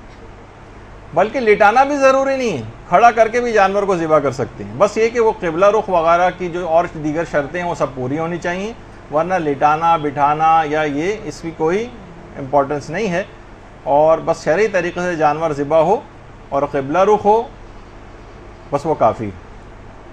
اچھا کچھ قصائی حضرات یہ بھی کرتے ہیں کہ بہت اوپر سے گوشت بچانے کے لیے جانور کو ذبح کرتے ہیں، ویسے خیر ابھی آگے چل کر بھی بہت ساری ایسی چیزیں اس کے اندر آئیں گی کہ دیکھیے چاروں رگوں کا کٹنا بہت ضروری، جو 4 رگیں ہوتی ہیں ان کا کٹنا بہت ضروری ہے، تو قصائی کچھ گوشت بچانے کے لیے اس جگہ سے کاٹتے ہیں کہ وہ رگیں ٹھیک طور پر نہیں کٹ پاتی ہیں، تو وہ ایسا نہ کیا جائے۔ یا جو علماء کچھ اس کو بھی کہتے ہیں کہ جیسے بہت سارے افراد جو اس کی گردن ہے اس کو آسمان کی طرف کر دیتے ہیں، جبکہ گردن کو اور جو اس کا سینہ ہے اسے قبلہ رخ ہونا چاہیے، لیکن وہ کیا کرتے ہیں کہ مثلا آسمان کی طرف گردن کو اس طرح سے کیا کہ اس کا رخ بجائے قبلہ رخ ہونے کے آسمان کی طرف ہو گیا، تو ایسا نہ کیا جائے، بلکہ گردن کو بھی قبلہ رخ کرنا چاہیے۔ اور اگر کوئی شخص جان بوجھ کر قبلہ رخ نہ کرے تو جانور حرام ہو جائے گا۔ البتہ جو ہم مرغی وغیرہ خریدنے کے لیے بازاروں میں جاتے ہیں اور اکثر وہاں پر ہم دیکھتے ہیں کہ زیادہ اس میں خیال نہیں کرتے، لوگوں سے بھی ہم نے سنا ہوتا ہے کہ جناب وہ اس نے ایسے ہی کچھ زیادہ کوئی خیال، جو عام مسلمان جو قصائی وغیرہ دکاندار ہوتے ہیں وہ صحیح طور پر اس کا خیال نہیں کرتے ہیں کہ قبلہ رخ ہے یا نہیں ہے، تو بہرحال عام مسلمانوں کے بازار سے گوشت کو یا مرغی وغیرہ کو خریدنے کی اجازت دی گئی، جائز ہے وہ۔ اور لیکن اگر بھولے سے یا جلد بازی میں ایسا ہو جائے اور جانور کو قبلہ رخ نہ کیا جائے تو بہرحال اس سے جانور حرام نہیں ہوتا، اور اس کو اس غلطی کی وجہ سے، جلد بازی کی وجہ سے، یا جانور نے اپنی پوزیشن بدل دی اور ہم نے جلد بازی میں ذبح کر دیا، تو اس سے کوئی فرق نہیں پڑتا ہے، اور وہ جانور پھر بھی بس جان بوجھ کے ایسا نہیں ہونا چاہیے۔ ایک مسئلہ اور بھی ایک آتا ہے کہ کیا خود جو ذبح کرنے والا ہے اس کا خود بھی قبلہ رخ ہونا ضروری ہے؟ تو جواب ہے کہ نہیں، تمام مجتہدین یہ بات فرماتے ہیں کہ ذابح جو ہے، ذبح کرنے والا، اس کا قبلہ رخ ہونا تو واجب نہیں، البتہ کچھ علماء نے احتیاط مستحب ضرور قرار دی ہے کہ اسے قبلہ رخ ہونا چاہیے، سوائے ایک مجتہد کے جو آج کل حیات ہیں، آیت اللہ نوری حمدانی، وہ فرماتے ہیں کہ احتیاط واجب یہ کہ خود ذابح جو ہے، ذبح کرنے والا، اس کا بھی قبلہ رخ ہونا ضروری، لیکن ان کے علاوہ جو انہوں نے بھی احتیاط واجب لگائی ہے، فتویٰ نہیں دیا، اور دیگر سارے مراجع نے کہا ہے کہ احتیاط مستحب ہے کہ ذبح کرنے والا قبلہ رخ ہو، لیکن یہ شرط واجب اور ضروری نہیں۔ اب ایک مسئلہ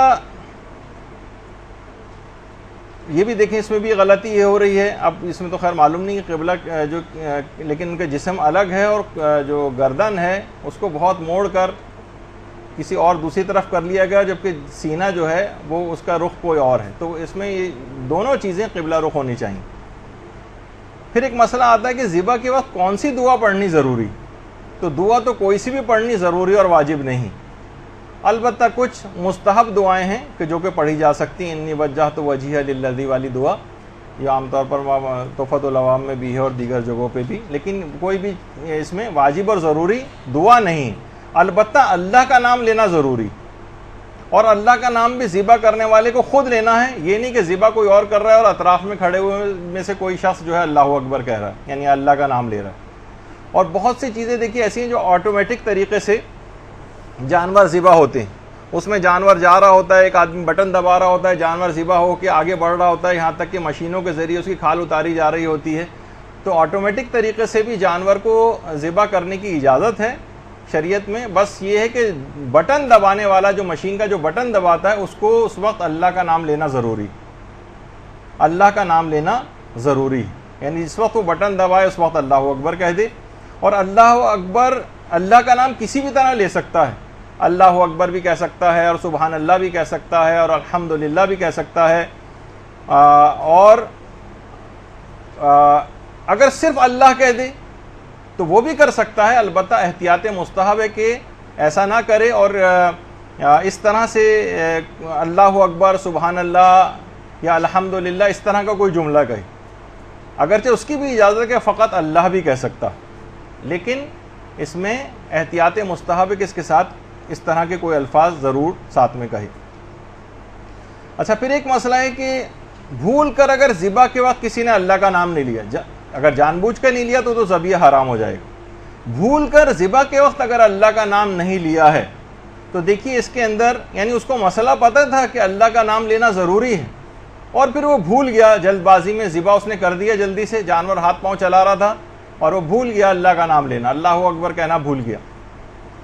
تو اس غلطی کی وجہ سے جانور بالکل حلال ہے. اگر کوئی شخص بھول جائے اور جلد بازی میں جانور کو ذبح کر دے اللہ کا نام لیے بغیر تو جانور بالکل حلال ہے. البتہ اگر مسئلہ ہی پتہ نہیں تھا اور اس نے پھر نام نہیں لیا مسئلہ نہ پتہ ہونے کی وجہ سے، بس کہ جانور ذبح ہونا چاہیے ذبح کر دیا، تو وہ جانور حرام ہو جائے گا. یعنی اس میں مسئلہ پتہ ہونے کا فائدہ مل گیا ہے. یعنی اگر کسی کو مسئلہ پتہ ہو اور پھر بھول جائے تو اس میں اس کو یہ والا بینیفٹ ملے گا کہ جانور حلال ہوگا. لیکن مسئلہ ہی پتہ نہیں تھا اور بغیر اللہ کا نام لیے جانور ذبح کر دیا تو وہ ذبیحہ حرام ہو جائے گا. پھر اس کے بعد علماء فرماتے ہیں کہ جانور کو جس وقت ذبح کیا جائے اس کا کچھ حرکت کرنا بھی ضروری ہے. ذبح کے بعد وہ حرکت کرے، یا تو اپنی آنکھ کو حرکت دے، یا مثلا اپنی دم کو حرکت دے، یا اپنے پاؤں کو حرکت دے.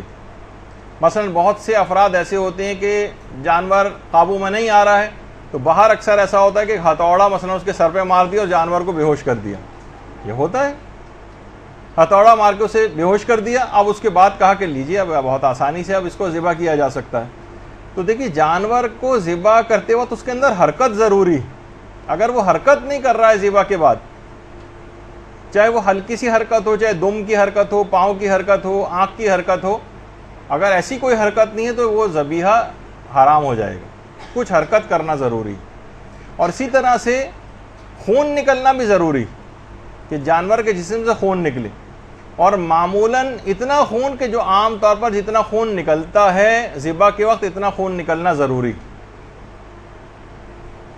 جتنا معمولاً نکلتا ہے. اگر اتنا خون نہیں نکلا تو جانور حلال نہیں ہوگا.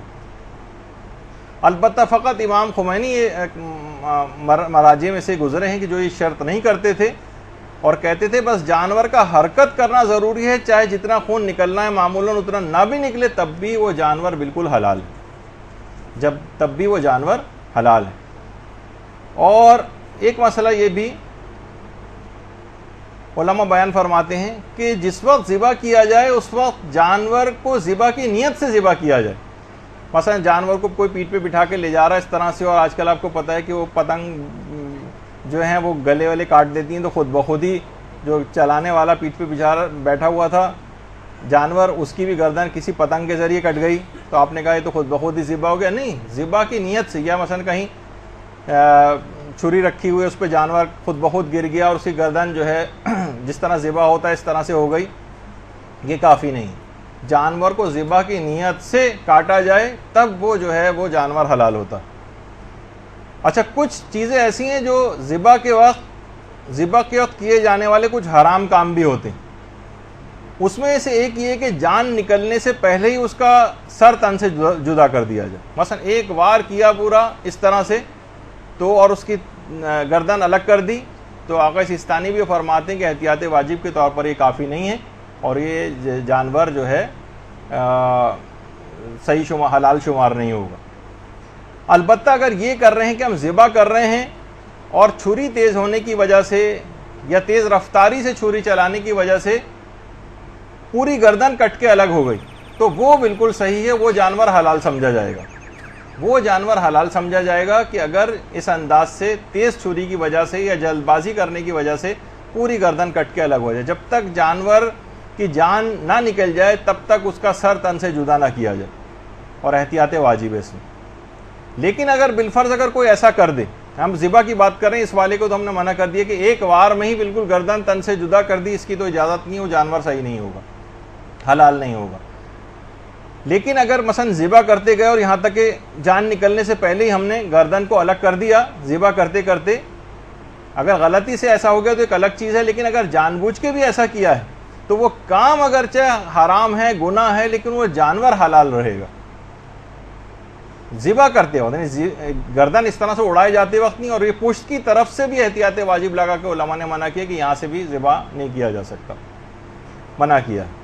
تو جس طریقے سے اس کی گردن کے اوپر جو چھری چلائی جاتی ہے، چلاتے گئے اور اسی طرح جان نکلنے سے پہلے گردن الگ کر دی، تو یہ گناہ کا کام تو کیا لیکن جانور حلال رہا۔ اور ایک اور بھی چیز ہے کہ جان نکلنے سے پہلے ہی دوسرا حرام کام یہ ہوتا ہے کہ اس کی گردن کو توڑ کر اس میں سے حرام مغز کو کاٹ کر نکالنا۔ اکثر جگہوں پہ ہو سکتا ہے ہوتا ہو ایسا، تو بہرحال یہ دماغ میں یہ بات رہے۔ اوہو ٹائم بہت زیادہ۔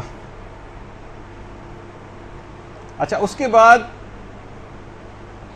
کچھ چیزیں ایسی ہیں کہ جو حلال گوشت جانوروں میں 14 چیزیں حرام ہیں، اور ابھی گفتگو کے آخر میں ہم مولانا دانش حسن رضوی صاحب قبلہ جو ہیں ان کی ایک عملی کلاس جو ہے اس کی ایک ویڈیو بھی آپ کو دکھائیں گے کہ جس میں انہوں نے وہ جو کچھ جانوروں کے اعضاء ہیں، کیونکہ دیکھیے گھروں میں تو یہ چیزیں آتی ہیں پکنے کے لیے اور خواتین ہی عام طور پر یہ چیزیں پکاتی ہیں، تو ان کو پتہ ہونا چاہیے کہ کون کون سے اجزاء حلال ہیں کون سے حرام ہیں۔ تو اس لحاظ سے ایک عملی کلاس کی ایک ویڈیو بھی آپ کو بھی دکھائی جائے گی۔ تو 14 چیزیں حرام ہیں، جس میں سے ایک تو خون ہی ہے۔ خون کا کھانا بھی جائز نہیں ہے، اور عام طور پر یہ جو گلی محلوں میں جو خون معمولاً جو نکلتا ہے اور یہ پڑا ہوا نظر آتا ہے، یہ بھی نجس ہے۔ البتہ جانور کے جسم میں اس کے بعد معمولاً جتنا خون نکل جاتا ہے اس کو نکلنے کے بعد جو خون جسم میں رہ جاتا ہے وہ پھر نجس نہیں ہوتا، صرف یہ جو باہر نکل جانے والا خون جو ہے یہ نجس ہے۔ البتہ پاک ہونا ایک الگ چیز ہے، اور یہ ضروری نہیں کہ ہر پاک چیز کھائی بھی جا سکے۔ جیسے کہ دوسری بھی چیز آتی ہے کہ جو جانور میں جو چیزیں حرام ہیں وہ ایک فضلہ بھی ہے۔ حلال گوشت جانوروں کا فضلہ پاک ہوتا ہے۔ اکثر دیکھیں لوگ اس میں کنفیوژن کا مثلا بکرے کا پیشاب لگ گیا جسم پہ تو وہ پاک ہے حلال گوشت جانوروں کا، لیکن اس کا کھانا حرام ہے۔ یعنی ہر پاک چیز کھانا حلال تھوڑی ہے۔ مثلا مٹی پاک ہے لیکن مٹی کا کھانا حرام ہے، وہ صرف جو خاک شفا ہے اس کی ایک الگ سے استثناء آیا ہے، یعنی ایکسیپشن ہے، ورنہ معمولاً ہر مٹی کا کھانا جو ہے وہ جائز نہیں۔ تو بہرحال اسی طریقے سے جیسے عام طور پر مرغی، اونٹ اور بھیڑ بکری یا چڑیا وغیرہ کا جو فضلہ کپڑوں پہ لگ جاتا ہے تو آپ کو واجب نہیں ہے کہ اسے پاک کریں، انہی کپڑوں کے ساتھ نماز بھی پڑھی جا سکتی۔ اور کچھ اور بھی چیزیں ہیں کہ جو کہ ان کی پوری ایک لسٹ ہے جو مولانا آپ کو اپنی تقریر کے اندر آپ خود ہی سن لیں گی، تو اس وجہ سے میں ابھی فی الحال اس کا تذکرہ نہیں کر رہا۔ اسی طرح سے حلال گوشت جانور کے بھی کچھ مکروہ اجزاء ہیں، جس کے اندر ایک تو گردے کھانا مکروہ۔ اسی طرح علماء نے پورا جو دل ہے وہ تو کھایا جا سکتا ہے، لیکن دل اسے لوگ کہیں گے بھئی آپ کہاں سے لے آئے، دل کے کان، وہ کچھ ایسے اس کے اوپر چیزیں لگی ہوتی ہیں دل کے اوپر جنہیں دل کے کان کہا جاتا ہے، وہ مکروہ ہے کھانا۔ اسی طریقے سے جو موٹی رگیں ہوتی ہیں ان کا بھی کھانا مکروہ قرار دیا گیا۔ البتہ ایک مسکنسیپشن یہ ہے کہ کلیجی کا کھانا مکروہ ہے، جبکہ ایسا کوئی مسئلہ نہیں ہے، کلیجی کا کھانا مکروہ نہیں ہے، بالکل اجازت ہے کلیجی کھانے کی۔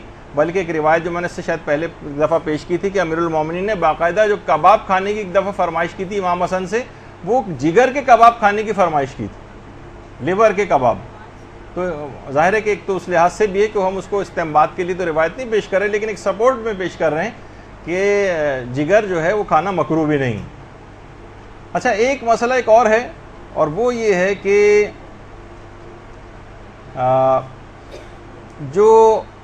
یہ جو اشتہار ہے یہ عام طور پر ہمارے برادران اہل سنت کی طرف سے لگایا جاتا ہے کہ جب عید کا چاند نظر آ جائے تو اس سے پہلے اپنے ناخن تراش لیں اور اپنے بال تراش لیں، کیونکہ پیغمبر کی حدیث کو کوٹ کرتے ہیں کہ جس شخص کے پاس بھی قربانی کا جانور ہو، جب ذبح کا ارادہ اگر وہ رکھتا ہو تو جب ذی الحجہ کا چاند نظر آ جائے تو اپنے بال اور ناخن نہ کاٹے یہاں تک کہ وہ قربانی کر لے۔ اور بہت سے اس معاملے بہت سخت ہیں، اور تقریباً حرام تک کا جو فتاوے جو ہے وہ دیے گئے ہیں اس پہ. لیکن ایسا کوئی مسئلہ کہ اتنے بال بڑھانا، اس میں ایسا کوئی مسئلہ ہمارے ہاں موجود نہیں ہے. اور باقاعدہ حتیٰ کہ آغا سیستانی سے بھی یہ سوال پوچھا گیا تو انہوں نے بھی اپنے ایک استفتاء میں اس کو کہا کہ ایسا کوئی مسئلہ نہیں ہے اور یہ چیز کوئی واجب وغیرہ نہیں ہے.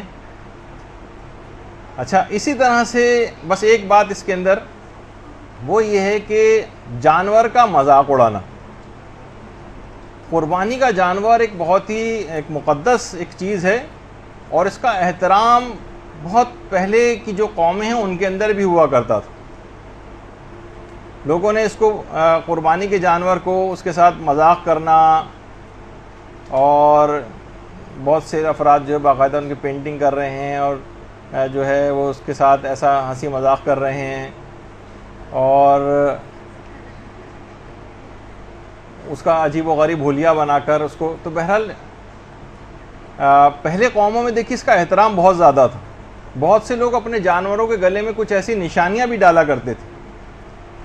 بعض اوقات پرانے جوتوں کا ہار بھی ڈالا جاتا تھا نشانی کے طور پر جانور کے گلے میں، اور اس پہ نشانی کے طور پر.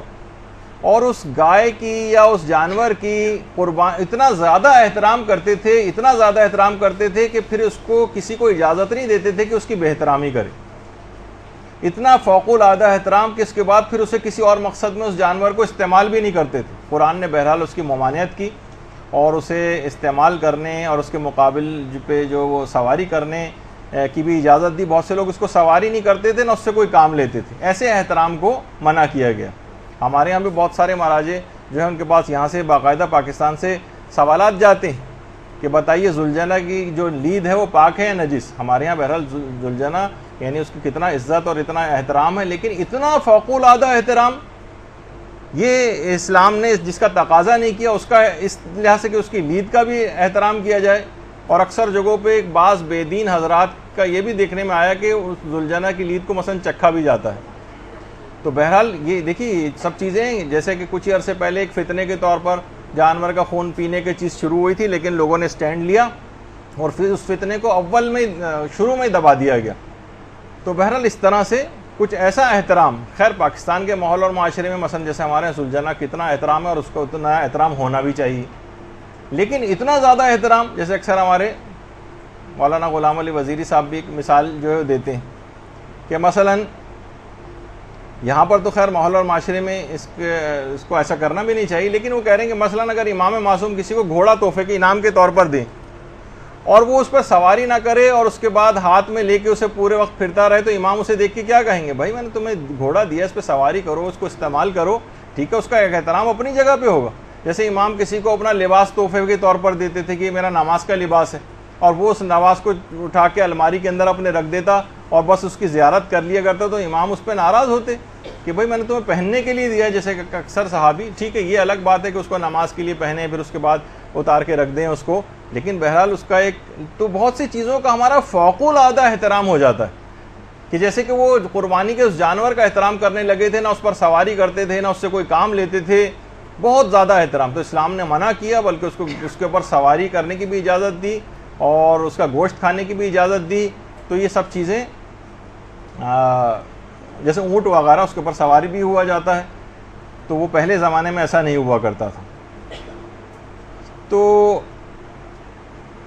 اس کے بعد ایک مسئلہ اور بھی آتا ہے، اور وہ ہے کچھ اعتراضات ایسے ہیں جو قربانی پر کیے جاتے ہیں. اعتراضات، پہلا تو چیز یہ کہا جاتی ہے بھائی قربانی پر اتنا زیادہ پیسہ خرچ کیا جاتا ہے، اس کے بجائے اگر ہم رفاہی کام کریں، غریبوں کی امداد کریں، تو کیا یہ اس سے ملک بھی ترقی کرے گا اور حضرت ابراہیم اور حضرت اسماعیل کی یاد زیادہ بہتر صحیح طور پر منائی جا سکے گی. دیکھیے یہ بات جو کہی جاتی ہے کہ قربانی جو تھی حضرت ابراہیم اور حضرت اسماعیل کی جو یادگار کے طور پر یہ جو قربانی کی جاتی ہے، اس میں خدا کی رضا کے لیے بیٹے کے گلے پر چھری چلی تھی، تو خدا نے قبولیت کا شرف اس لحاظ سے بخشا کہ بیٹے کے بجائے جو ہے وہ جنت سے مینڈا آ گیا اور اسماعیل کی جان بچ گئی. اگر اسماعیل قربان ہو جاتے اور ان کی قربانی قبول ہو جاتی اور امت کو یہ حکم ہوتا کہ سنت ابراہیمی پر عمل کرو اور اپنے پہلے بیٹے کو راہ خدا میں ذبح کرو، تو کتنا بڑا امتحان آپ کے لیے ہوتا، کتنے لوگ اس امتحان پر پورے اترتے۔ لہذا خدا نے اپنے عاجز اور کمزور بندوں کے اوپر اپنا فضل فرمایا اور اولاد کی جگہ پر جانوروں کی قربانی کو قبول فرمایا۔ اب لوگ اس سے بھی فرار اختیار کرنا چاہتے ہیں کہ اس جانور کو بھی ہم ذبح نہ کریں۔ دیکھیے، قربانی ایک مقصد کے تحت ہوتی ہے اور اس کا مقصد جو ہے رضا الہی کا حصول، یعنی خدا کی رضا حاصل کرنے کے لیے جو ہم رقم خرچ کرتے ہیں، کیا یہ رقم جو ہے یہ پیسوں کا ضیاع ہے؟ یا کیا ہم ایسا کر سکتے ہیں خدا کی طرف سے جو توقیفی عبادات ہیں جن کی ایک شکل معین ہوتی ہے اپنی طرف سے اس میں کوئی تبدیلی کر دیں؟ کیا ہزاروں یتیم بچوں کی اگر ہم کفالت کر رہے ہیں، ہم کہیں گے جناب ایک فرض نماز کو ہم ترک کر دیں، اس کی جگہ پہ ہم 1000 یتیموں کی کفالت کریں گے، تو کیا یہ اس کے برابر ہو جائے گا؟ کیا ہزاروں بیواؤں کی کفالت کرنے سے ہم یہ کہیں اس کے مقابلے ہم ایک واجب روزہ چھوڑیں گے اور اس کی جگہ 1000 بیواؤں کی کفالت کریں گے، تو کیا یہ چیز اس کے برابر قرار پا جائے گی؟ ہم کہیں گے جناب ہم 5000 مریضوں کا مفت علاج کرائیں گے لیکن ہم حج واجب کو انجام نہیں دیں گے۔ تو یہ بات یاد رکھ لیجئے کہ اس طرح کی جو بھی رفاعی کام ہیں یہ عید کی قربانی کا نعم البدل نہیں قرار پا سکتے۔ اور دیکھیے، ابھی جس سے پہلے بھی میں نے آپ کی خدمت میں پیش کیا تھا کہ عید کی جو قربانی کا استحباب جو ہے یہ پیغمبر اسلام کی سیرت متواترہ سے ثابت۔ مدینہ میں پیغمبر نے ہجرت کے بعد 10 سال گزارے اور اس میں ایک سال بھی ایسا نہیں گزرا کہ پیغمبر نے قربانی نہ کی، ایک سال بھی، حتیٰ کہ ایک سال تو سفر درپیش ہو گیا تھا پیغمبر کو کہ اسی میں بقرہ عید آ گئی تھی، تو اس میں بھی پیغمبر نے قربانی کا اہتمام فرمایا تھا۔ اور جو آخری حج ہے اس میں تو پیغمبر نے 100 اونٹوں کی قربانی کی تھی اور امیر المومنین علیہ الصلوۃ والسلام کو باقاعدہ اللہم صلی علی محمد وعلی محمد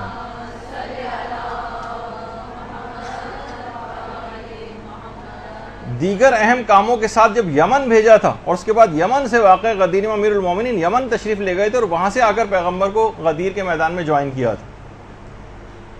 تو یمن جو بھیجا تھا اور بہت سارے کام تھے، اس میں سے ایک کام یہ بھی تھا کہ اونٹ لے کر آنے ہیں وہاں سے، کیونکہ اتنی تعداد میں اونٹ نہ مکے میں دستیاب تھے اور نہ مدینے میں دستیاب تھے۔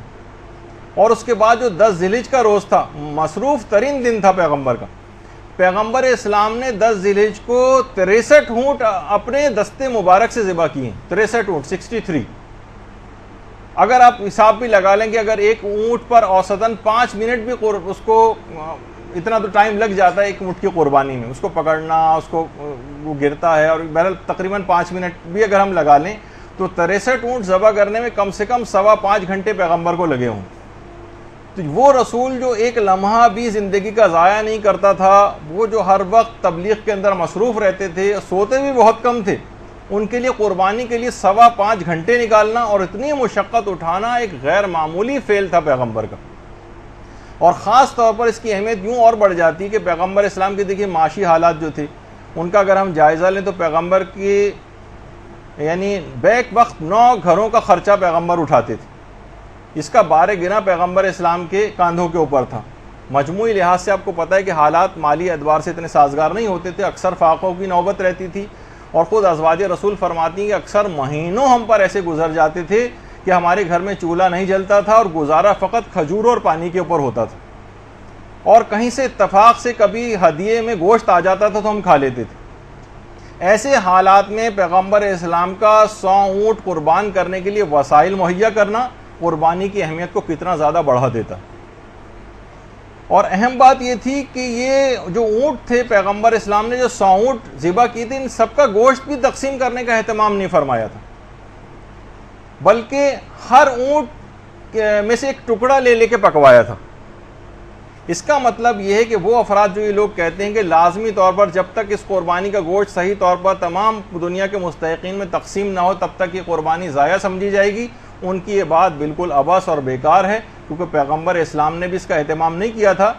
اور یعنی دوسرے الفاظ میں کسی بھی وجہ سے جو پیغمبر نے دیکھی 63 اونٹ اس میدان مینا میں اپنے ہاتھ سے ذبح کیے اور کتنا وقت اس کے اوپر لگایا تھا، اور بہت سے اس میں اس کو تقسیم کرنے کا بھی اہتمام نہیں کیا تھا. اس کا مطلب ہے گوشت کا کسی بھی وجہ سے تقسیم نہ ہونا حکم قربانی میں کوئی خلل نہیں ڈالتا ہے.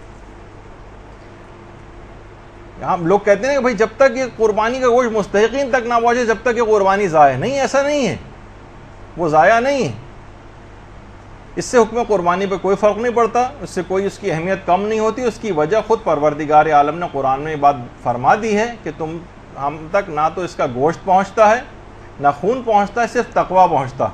یعنی پروردگار عالم کو اس کے گوشت کی تقسیم سے اتنا غرض نہیں ہے, وہ آپ کی نیتیں دیکھتا ہے, آپ کا خلوص دیکھتا ہے, اور کس ارادے سے آپ نے کیا ہے اس کو دیکھتا ہے. تقویٰ آپ اس کے نتیجے میں حاصل ہوا یا نہیں ہوا اس کی طرف اس کی نگاہ ہوتی. غریب کے فائدے اور مدد تو اس میں خود بخود ضمنی طور پر آ ہی جاتی. اور کچھ احمق تو یہاں تک ہیں جنہوں نے یہاں تک لکھ دیا ہے, میں ان کے نام بھی نہیں لوں گا, کہ قربانی کی رسم کو کہتے ہیں کہ یہ بے فائدہ ہے اور یہ وحشی قوموں میں ہوا کرتی تھی, سوائے اب تو کسی بھی قوم میں باقی نہیں رہی ہے, سوائے ایک مسلمانوں میں اب یہ صرف باقی رہ گئی. اور وہ یہ کہتے ہیں جو بکرے اور جانور کی گردن پہ جو چھری چلتی ہے یہ سب مال ضائع ہو جاتا ہے, اس کا نہ کوئی عقلی فائدہ ہے اور نہ ہی اس کا کوئی مادی فائدہ ہے. جبکہ دیکھیے خود قرآن اس رسم کے متعلق کیا کہہ رہا ہے, لکم فیہا خیرن, اس میں تمہارے لیے سراسر بھلائی اور خیر. اور یہ حضرات یہ کہتے ہیں کہ نہیں اس کے اندر کوئی خیر اور بھلائی نہیں. تو اور ہماری جن کو میں کہہ رہا ہوں کہ سو کالڈ انٹیلیکچوئل جو ہیں وہ کہتے ہیں یہ ایک فضول اور مصرفانہ رسم ہے, فضول خرچی. اب خود آپ بتائیے کون احمق اس رسم کو احمقانہ کہہ سکتا ہے کہ اس کے خود اقتصادی اور معاشی فائدے, جیسے آپ کہہ رہے ہیں نا کہ اس کو بہتر ہوتا کہ ان پیسوں کو جو ہے کسی اور معاشی اس میں ترقی میں لگایا جاتا ہے, خود معاشی اور اقتصادی فائدے اس میں اتنے زیادہ ہیں. کتنے غریب ایسے ہیں جن کی مہینوں وہ گوشت کھاتے رہتے ہیں جبکہ عام حالات میں ان کو یہ گوشت کھانا نصیب نہیں ہوتا. کیا یہ آپ کے نزدیک اصول معیشت کے خلاف بات ہے؟ لاکھوں انسان ایسے ہیں جو باقاعدہ غلہ بانی کے اندر سال بھر جانور پالتے ہیں اور یہ ان کی روزی روٹی کا ایک بہت بڑا ذریعہ ہے. کیا ان سب کو آپ کی ایک بات کہہ کے ہم بے روزگار کر دیں اور ان سب بے روزگاروں کو روزگار مہیا کرنا ہم یہ کہیں گے کہ یہ عبث ایک چیز ہے؟ یہ تمام افراد کتنے زیادہ اس کے اندر کتنے لوگوں کا روزگار اس سے وابستہ ہے, خود اصول معیشت کے مطابق ہے. کتنے ایسے قصائی ہیں, لاکھوں افراد ایسے ہیں کہ جو جانور ذبح کرتے ہیں ان کو ان کی اجرت مل جاتی ہے, کتنے لوگوں کی جاب اس طرح سے. اس کے نتیجے میں جو کھال ہوتی ہے پوری دنیا میں کتنی گارمنٹس کے لوگوں کا اس سے جو گارمنٹس کے جو لیدر کے جو کپڑے سیے جاتے ہیں اور پوری دنیا میں ایک بہت بڑا جو ہے کام اس کے اوپر ہوتا ہے, کتنے لوگوں کا روزگار اس سے وابستہ ہے, کتنی چیریٹی کی آرگنائزیشن انہی کھالوں اور ان کے اوپر جو ہے وہ چل رہی ہیں. تو اس کے بے پناہ اقتصادی اور معاشی فائدے بھی ہیں. اور حیرت ہے کہ ان افراد کو جو بھی اس قسم کے کیونکہ معترضین کی ایک بہت بڑی انٹیلیکچوئلس کی ایک تعداد ٹی وی کے اوپر بھی آنے لگی ہے اور کتابیں بھی بہت لوگ لکھنے لگے ہیں اور لوگ ان سے مروب اور متاثر بھی ہوتے ہیں ان کی چرب زبانی سے. وہ کہتے ہیں جناب ہم یہ بلکہ ان کو یہ کہتے ہیں کہ ان کو صرف اور صرف انہی جب عبادات کی باری آتی ہے تو یہ ان کو صرف اسی وقت یہ تمام چیزیں یاد آتی ہیں کہ جناب ان کے بجائے بینکوں کا قیام کیا جائے اور قومی اداروں میں رقم لگائی جائے, اور یتیموں اور بیواؤں کا کام غالباً وہ سمجھتے ہیں کہ موقوف اسی پر ہی ہے, رکا پڑا ہے اس پر, ادھر یہ قربانی بند ہوگی اور ادھر فوری طور پر یہ قومی ادارے فوری طور پر کھل جائیں گے اور روپیہ ان کے اوپر گویا برسنا شروع ہو جائے گا. تو بہرحال یہ افراد کہتے ہیں کہ ہم ان سے کہتے ہیں کہ ان کو یہ اور چیزیں جو اسراف کی ہیں ان کے اوپر کیوں ان کا دماغ نہیں ہوتا. یہ کہیں کہ جناب یہ جو سینما ہال بنے ہوئے اس پہ لوگ اتنا زیادہ پیسہ خرچ جا کر کرتے ہیں, ان سب کو بند کر دیا جائے, اس سے فلاں رفاہی ادارے کھولے جائیں. یہ کبھی اس بات کو نہیں کہیں گے. یہ ہمیشہ جتنی بھی اسلامی عبادت ہوں گی ان کے متعلق ڈھونڈ کر یہ بات لے کر آئیں گے. تو اور یہ ابھی اگر آپ ان کی یہ بات مان لیں گے نا تو اس کے بعد یہ اگلا جو ہے فوری طور پر کہیں گے کہ حج بھی جو یہ بے فائدہ ہے, اس کے اوپر بہت زیادہ اربوں روپے خرچ ہو رہا ہے, کیوں نہ اس سے بینک کھولے جائیں, کیوں نہ ان سے رفاہی کام کیے جائیں. جیسے وہ ہے نا کہ ایک صاحب نے اعتراض کیا تھا ایک سگریٹ پینے والے پر کہ تم یہ 50 سال سے جو چین اسموکر اور سگریٹ پی رہے ہو, اگر تم 50 سال تک یہ سگریٹ نہ پی رہے ہوتے تو آج یہ سامنے والا پلازا جو ہے تمہارا ہوتا, تم نے اتنا پیسہ خرچ کیا ہے. تو سگریٹ پینے والے نے کہا, اب اس کی ہم تائید نہیں کر رہے سگریٹ کی, لیکن اس نے جو بات سمجھانی چاہیے کہ تم تو 50 سال سے سگریٹ نہیں پی رہے ہو نا, تمہارے پاس کتنے پلازا ہیں. تو مقصد کہنے کا یہ ہے کہ یہ تمام افراد ان کا کام فقط اور فقط زبان طعن و اعتراض جو ہے اپنی دراز کرنا ہوتا ہے اور مذہبی رسومات پر کو ہمیشہ ختم کرنا چاہتے ہیں. دیگر دنیا کے جو عللے تللے اپنی نجی زندگی میں لوگ کر رہے ہوتے ہیں اس کی طرف ان کی کوئی اس کو کم کرنے کی بات نہیں کرتے, بلکہ جو روحانی فائدے جس میں زیادہ ہیں. دیکھیے اسلام کو فقط آپ کی دنیا مقصود نہیں, البتہ ہم نے آپ کو بتایا کہ اس کو حکم قربانی میں دنیاوی فائدے بھی کتنے زیادہ ہیں, لیکن اسلام جو ہے روحانی فائدوں کو بھی اس کی طرح سے اہمیت دیتا ہے. اور فقط یہ نہیں کہ صرف دنیا ہی آپ کماتے ہیں, بلکہ اس کے نتیجے میں جو روحانی فائدے آپ کو حاصل ہوتے ہیں اس کی طرف بھی اسلام کی بھرپور توجہ ہوتی ہے. اور بعض افراد تو دیکھیے یہاں تک لکھ گئے, وہ کہتے ہیں کہ حضرت ابراہیم نے معاذ اللہ خواب کا غلط مطلب سمجھا تھا. وہ کہتے ہیں کہ اصل میں مقصد یہ تھا بیٹے کو ذبح کرنے کا, خواب میں دکھانے کا, کہ اس بچے سے دنیاوی امیدیں منقطع کر کے اس کو دین کی خدمت کے لیے وقف کر دو, یہ مقصد تھا. اور جب نعوذ باللہ اس ضرر رساں فعل کا ارتکاب کرنے کے لیے حضرت ابراہیم جانے لگے تو خدا نے ان کو متنبہ فرمایا اور ذبح عظیم یعنی بیٹے کو دین کی خدمت میں وقف کرنے کی رہنمائی فرمائی. حالانکہ یعنی حضرت ابراہیم نے غلط مطلب سمجھا, حالانکہ خود قرآن نے اس کی نفی کر دی, اور خود قرآن کی آیتیں ہیں باقاعدہ, قد صدقت الرؤیا, ابراہیم نے خواب کو سچا کر دکھایا. اور یہ افراد یعنی جو اس قسم کی کتابیں لکھ رہے ہیں اس کے اندر آپ بتائیے یہ سب باتیں کہ انبیاء تک کو اس مسئلے میں چھوڑا نہیں جا رہا ہے. تو مادہ پرستی جو ہے آنکھوں پہ بہت زیادہ آ گئی ہے, اور آپ کو پتہ ہے کہ اسی مادہ پرستی کی وجہ سے یہ جو یورپین یونین ہے جس کی خواہش بہت زیادہ اس میں شامل ہونے کی خواہش ترکی کے دل میں پل رہی ہے, تو اس میں بھی یہ بات ہے کہ 25 سال تک اسی فلسفے کے اوپر عمل کرتے ہوئے کہ اس پہ بہت زیادہ حج پہ پیسہ خرچ ہوتا ہے اور اس کے بجائے رفاہی کام کیے جائے. 25 سال تک ترکی نے ایک زمانہ تھا کہ حاجیوں کے اوپر پابندی لگائی ہوئی تھی حج کرنے کی, کہ اتنی خطیر رقم کیوں ہم حج کے اوپر خرچ کریں. اور اس کے بعد اب اگلا حملہ اس کے اوپر بھی ہو سکتا ہے اگر آپ نے حج میں بات مان لی, پھر یعنی پہلے تو قربانی میں بند کریں گے کہ رفاہی ادارے کھولے جائیں, پھر کہیں گے حج بھی بند کیا جائے, اس سے اور کام کیے جائیں, پھر کہیں گے نمازوں میں جو مسلمان اتنے زیادہ وقت کو لگا رہے ہیں, کروڑوں گھنٹے مجموعی طور پر مسلمانوں کے ضائع ہو جاتے ہیں, کیوں نہ اس کو کسی مفید معاشی کام پہ لگایا جائے تو کتنی ترقی ہو جائے گی. دیکھیے جاپان ترقی کر کے کہاں سے کہاں چلا گیا.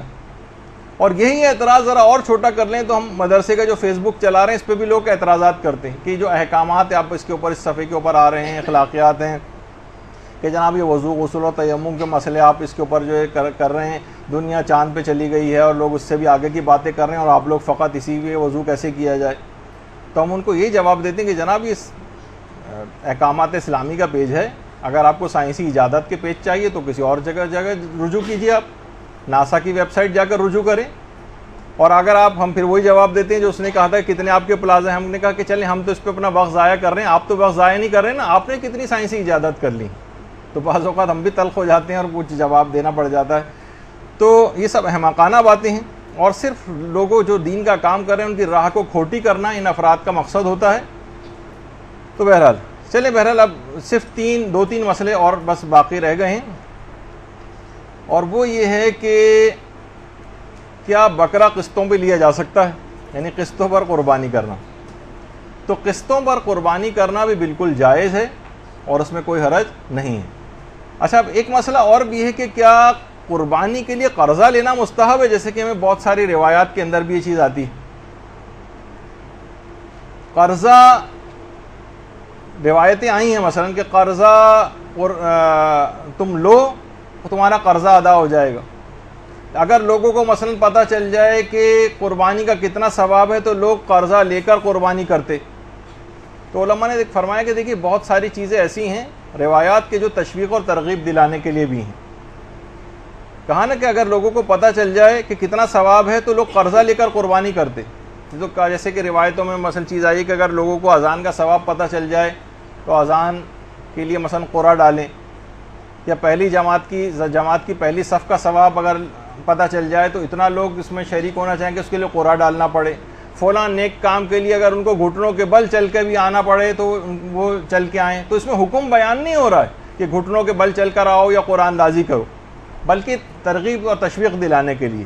البتہ بہرحال آیت اللہ سیستانی سے جب یہ سوال پوچھا گیا کہ کیا ہمارے پاس ابھی حیثیت نہیں ہے تو ہمارے لیے کیا مستحب ہے کہ ہم عید کی قربانی جو ہے وہ قرضہ لے کر کریں, کہ اس کا ثواب ہے, تو ان کا جواب یہ آیا کہ نہیں، اس کا استحباب ثابت نہیں ہے.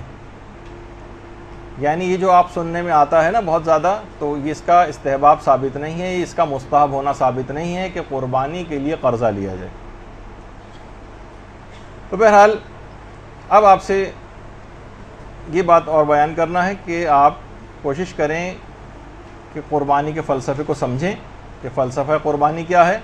اور وہ قربانی کا فلسفہ آپ کے سامنے ابھی اس سے پہلے آ گیا کہ اس کا فقط اور فقط یہ ہے کہ پروردگار آپ میں تقویٰ دیکھنا چاہتا. بس اس ایک آپ کو اب ہم اس ویڈیو کو دکھا دیتے ہیں کہ جس کے اندر کوشش کریں گے کہ یہ ویڈیو ہم جو مولانا محترم کی ہے اس کو اپلوڈ کر دیں اپنے فیس بک اور ویمیو وغیرہ کے اکاؤنٹ پر، تو آپ اس کے اندر تفصیل سے دیکھ سکتی ہیں. کیونکہ اس کے بعد 1 گھنٹے کی کلاس اور ہے تو ہم ذرا اس کو مختصر کر کے آپ کو دکھائیں گے، اور پھر آپ کو مشورہ یہ ہوگا کہ اس ویڈیو کو مکمل طور پر آپ اس پر ضرور دیکھ لیجئے گا انٹرنیٹ پہ، تاکہ مکمل تفصیل آ جائے، ورنہ پھر وہ دوسرا ایک لیکچر ہے وہ تھوڑا سا متاثر ہو جائے گا.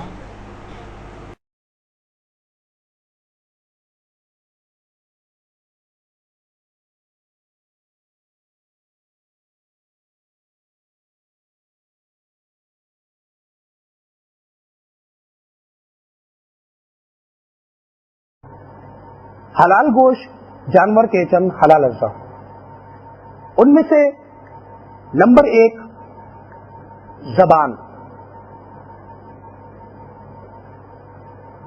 یہ بالکل حلال ہے، اس کا کھانا جو ہے وہ شریعت میں جائز ہے. حلال گوشت جانور کے اجزاء میں سے ایک کا جو ہے آپ کے سامنے ذکر کیا.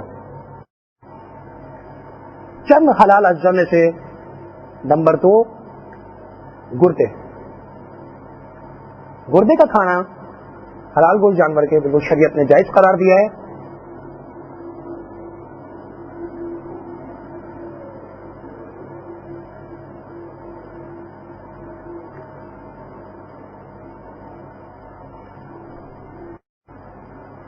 حلال اجزاء میں سے نمبر 3 پھیپڑے. شریعت نے پھیپڑے کا کھانا جو ہے وہ جائز قرار دیا ہے.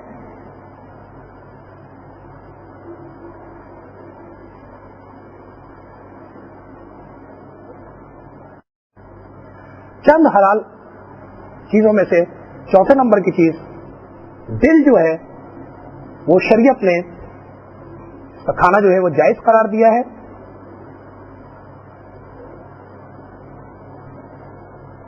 یہ دل ہے آپ کے سامنے،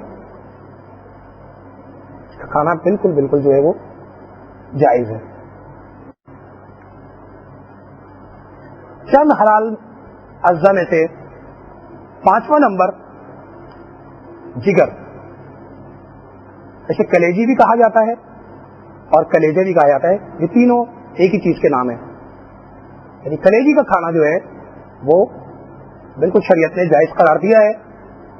اور یہ اس وقت آپ ملاحظہ کر رہے ہیں.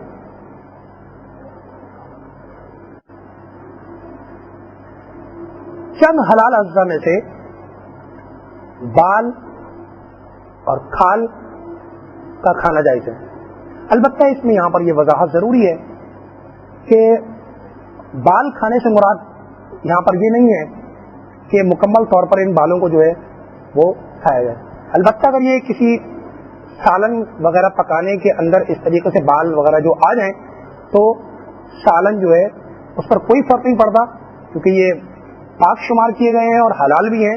لہذا اگر یہ کھانے وغیرہ کے اندر جو ہے اس کو کھا بھی لیا جائے تو جو ہے یہ جائز ہے.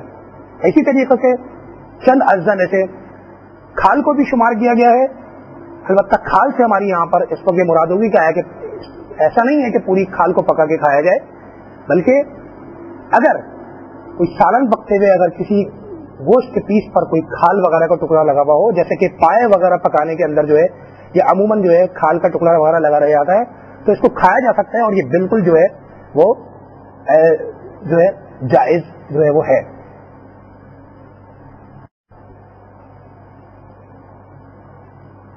حلال اجزاء میں سے آٹوں کا کھانا بھی جو ہے وہ شریعت نے جائز قرار دیا ہے. چند حلال اجزاء میں سے ایک جو ہے وہ دماغ بھی ہے، اور یہ سر کے اس حصے پر موجود ہوتے ہیں، جیسے کہ یہاں پر آپ ملاحظہ فرمائیں گے۔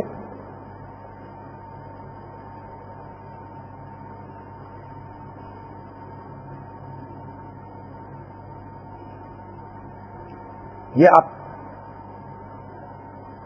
اس وقت ملاحظہ فرما رہے ہیں، یہ جو ہے دماغ ہے جو اس وقت جو ہے کو دکھایا جا رہا ہے۔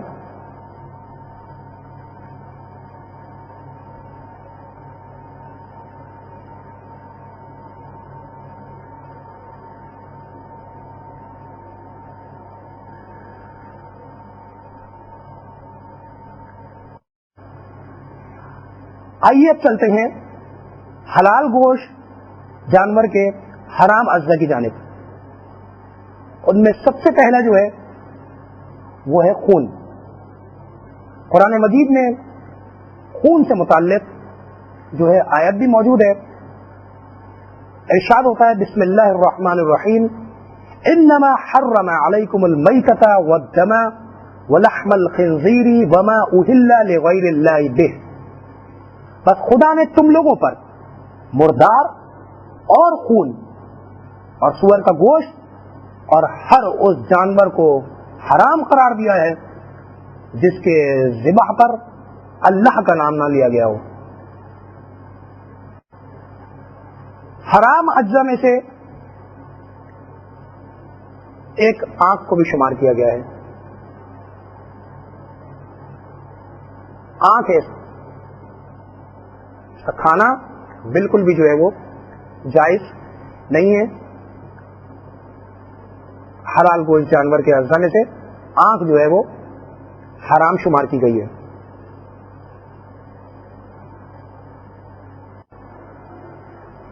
حرام اجزاء میں سے ایک قابل ذکر چیز تلی بھی ہے، اور اس تلی کا کھانا جو ہے وہ حرام شمار کیا گیا ہے۔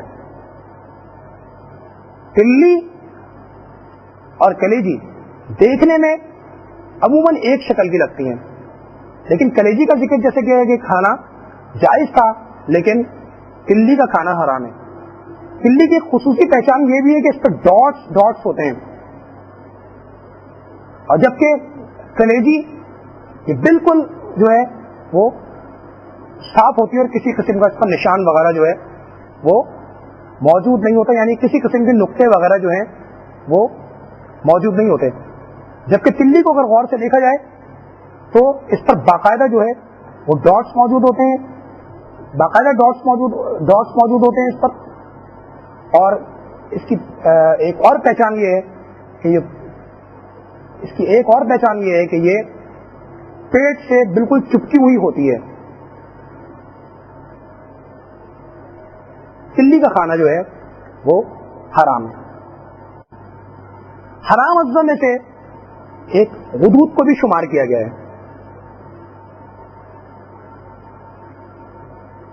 یہ ایک مخصوص قسم کی گٹھلیاں ہیں جو کہ جانور کے گوشت میں پائی جاتی ہیں، ان کو جو ہے غدود کہا جاتا ہے اور ان کو حرام شمار کیا گیا ہے۔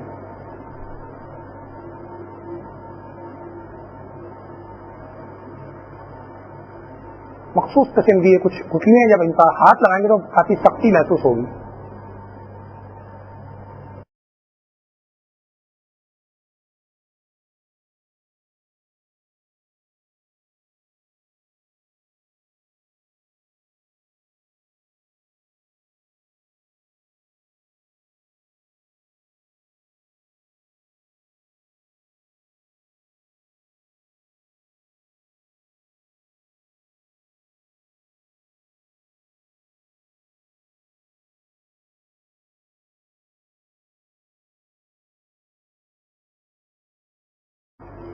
اب جس موضوع پر گفتگو کی جا رہی ہے وہ ہے جانور ذبح کرنے کی شرائط اور ذبح کی غلطیاں۔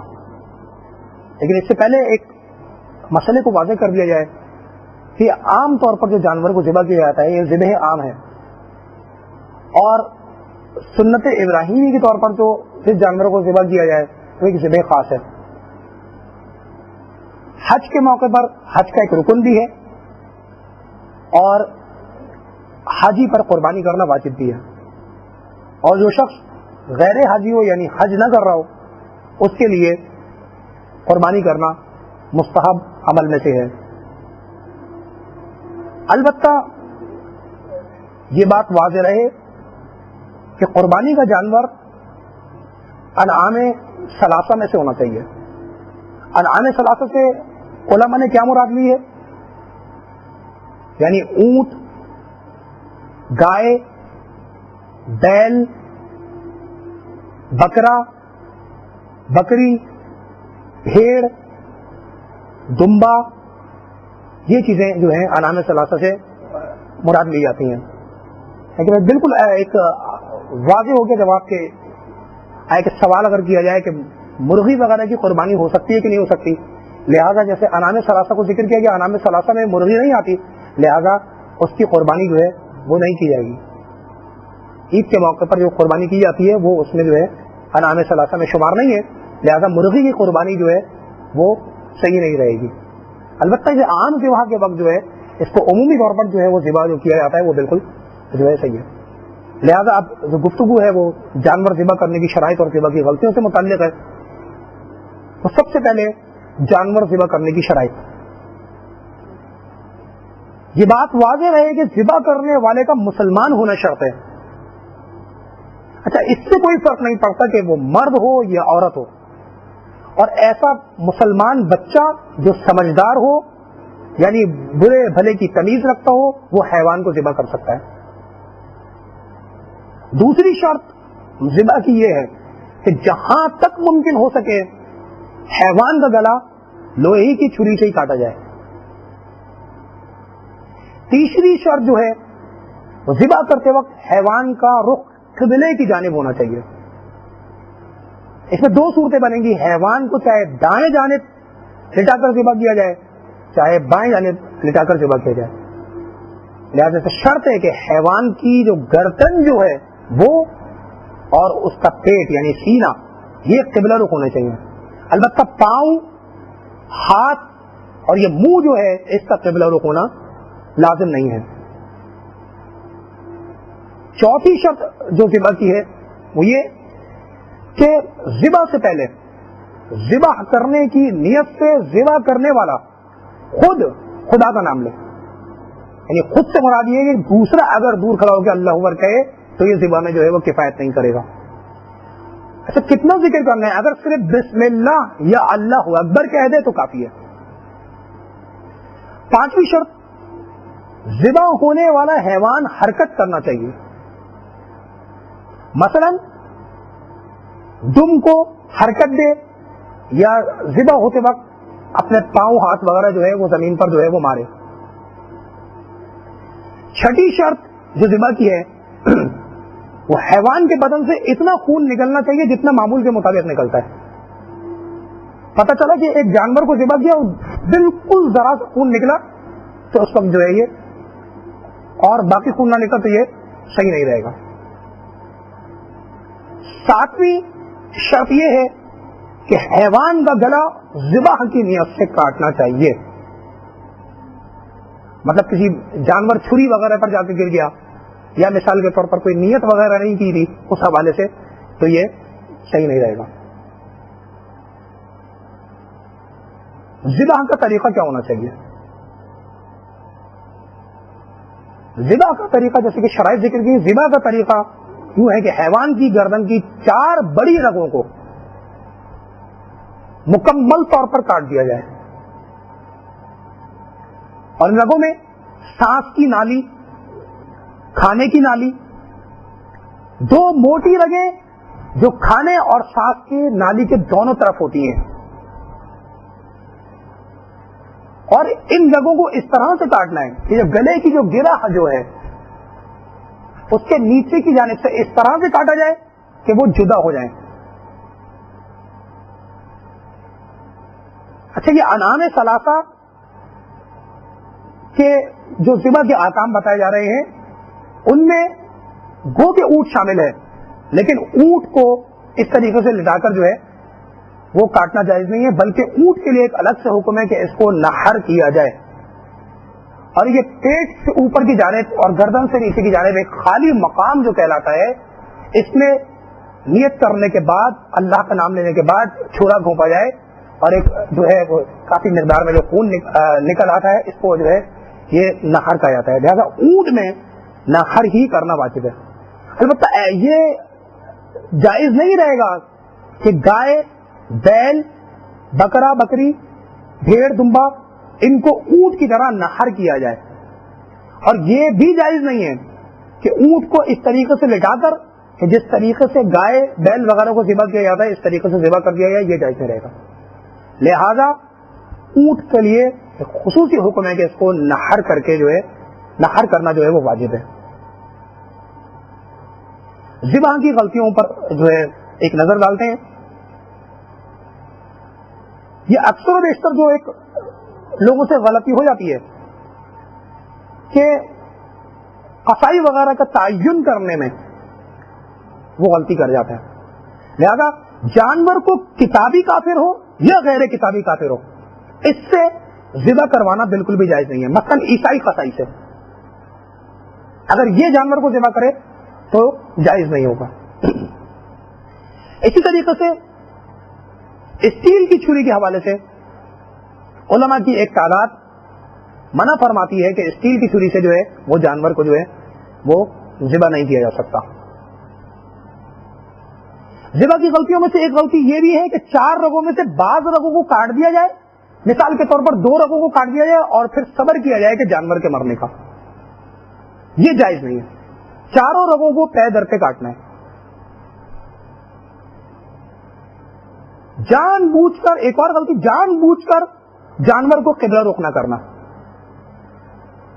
جیسا کہ ابھی ذکر کیا کہ اگر جانور کا عموماً جو ذبح کرتے ہوئے منہ وغیرہ جو اٹھا لیا جاتا ہے، یہ منہ وغیرہ سے جو ہے نا کوئی فرق نہیں پڑتا، البتہ اس کی جو گردن جو ہے اور سینہ جو ہے وہ قبلہ رخ ہونا چاہیے. لہذا جان بوجھ کر اگر کوئی شخص قبلہ رخ نہ کرے جانور کو تو یہ جائز نہیں رہے گا. اسی طریقے سے ذبح کرتے وقت اللہ کا جو ہے وہ نام نہ لیا جائے تو یہ عمل جائز رہے گا اور ذبح کی غلطیوں میں شمار کیا جائے گا. اچھا جناب، اگر اس قسم کی کوئی بھی غلطی ہو جاتی ہے تو اس صورت کے اندر ہمارے پاس جو ہے وہ شریعت کا کیا حکم موجود ہے؟ غلط ذبح ہونے کی صورت میں، جیسے کہ ذبح کی جو غلطیاں ذکر کی گئی، غلط ذبح ہونے کی صورت میں جانور مردار کے حکم میں ہے اور حرام شمار کیا جائے گا، اور حیوان کا پورا بدن جو ہے وہ نجس شمار کیا جائے گا. جانور کو ذبح کرنے کے مستحبات،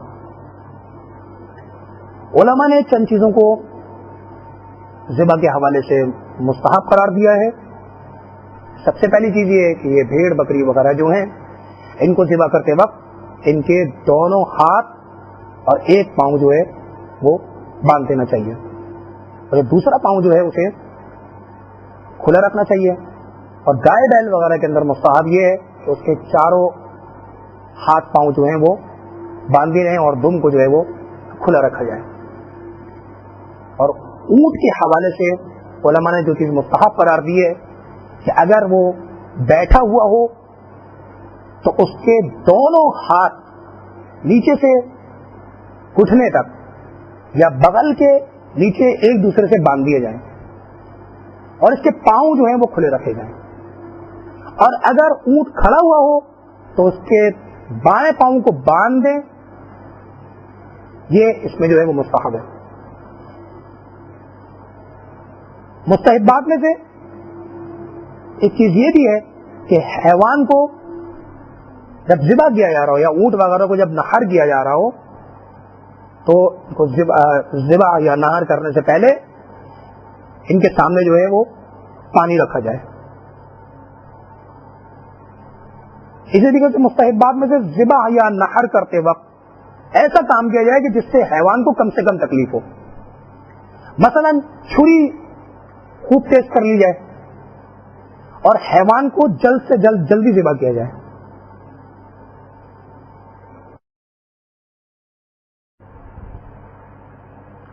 جانور کو ذبح کرنے کے مکروہات، علماء نے چند چیزیں جو ہے ذبح کے حوالے سے مکروہ شمار کی ہیں.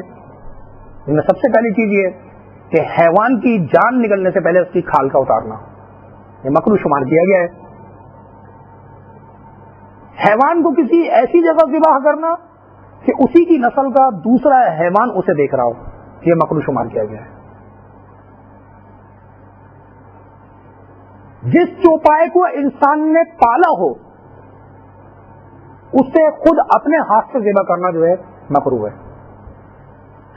اور اسی طریقے سے وقت کے حوالے سے رات کے وقت یا جمعے والے دن ظہر سے پہلے حیوان کا ذبح کرنا مکروہ شمار کیا گیا ہے. البتہ ضرورت وغیرہ کے تحت اس کی کراہت جو ہے وہ ختم ہو جاتی ہے.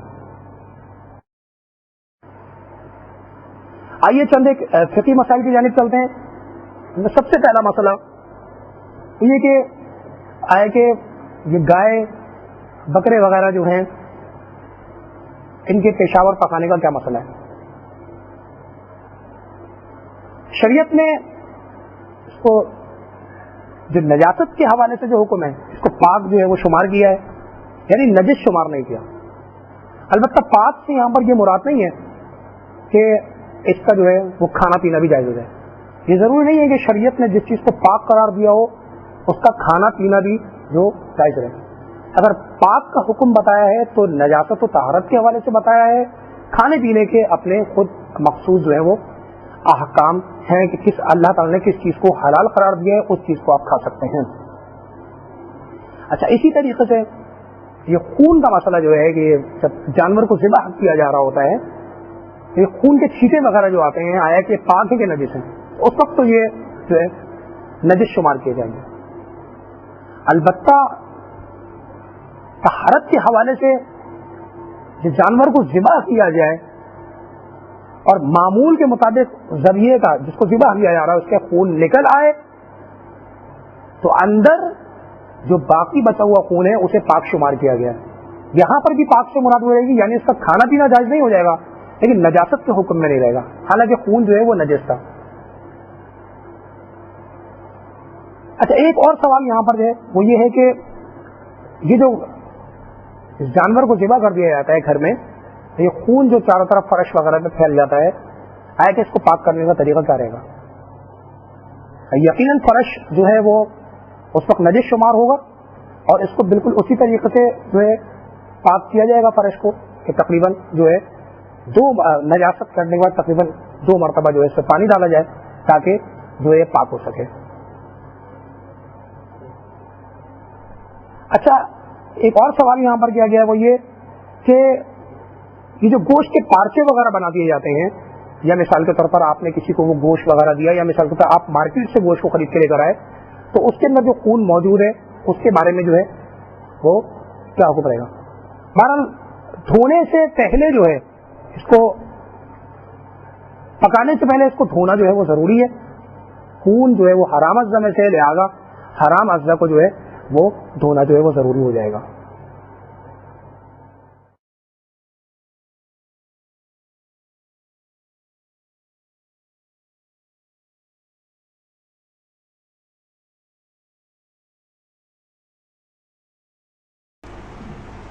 بس آخر میں آپ سے یہ کہنا ہے، اس کے بعد ایک اور مختصر سا ایک لیکچر ہوگا سر وسیم امام صاحب کا، کہ بس آخری ایک پیغام یہی ہے عید سے پہلے کہ جو فلسفہ قربانی ہے اس کو یاد رکھیے گا اور اپنے آپ کو عید کے روز بھی اور آئندہ زندگی میں بھی وہ چیز جو پروردگار عالم کو چاہیے اس کو اپنے اندر پیدا کرنے کی کوشش کریں، جس کا نام ہے تقویٰ. اور مدرسے کی طرف سے آپ سب لوگوں کو عید کی پیشگی مبارکباد. وصلی اللہ علی محمد وآلہ الطیبین الطاہرین.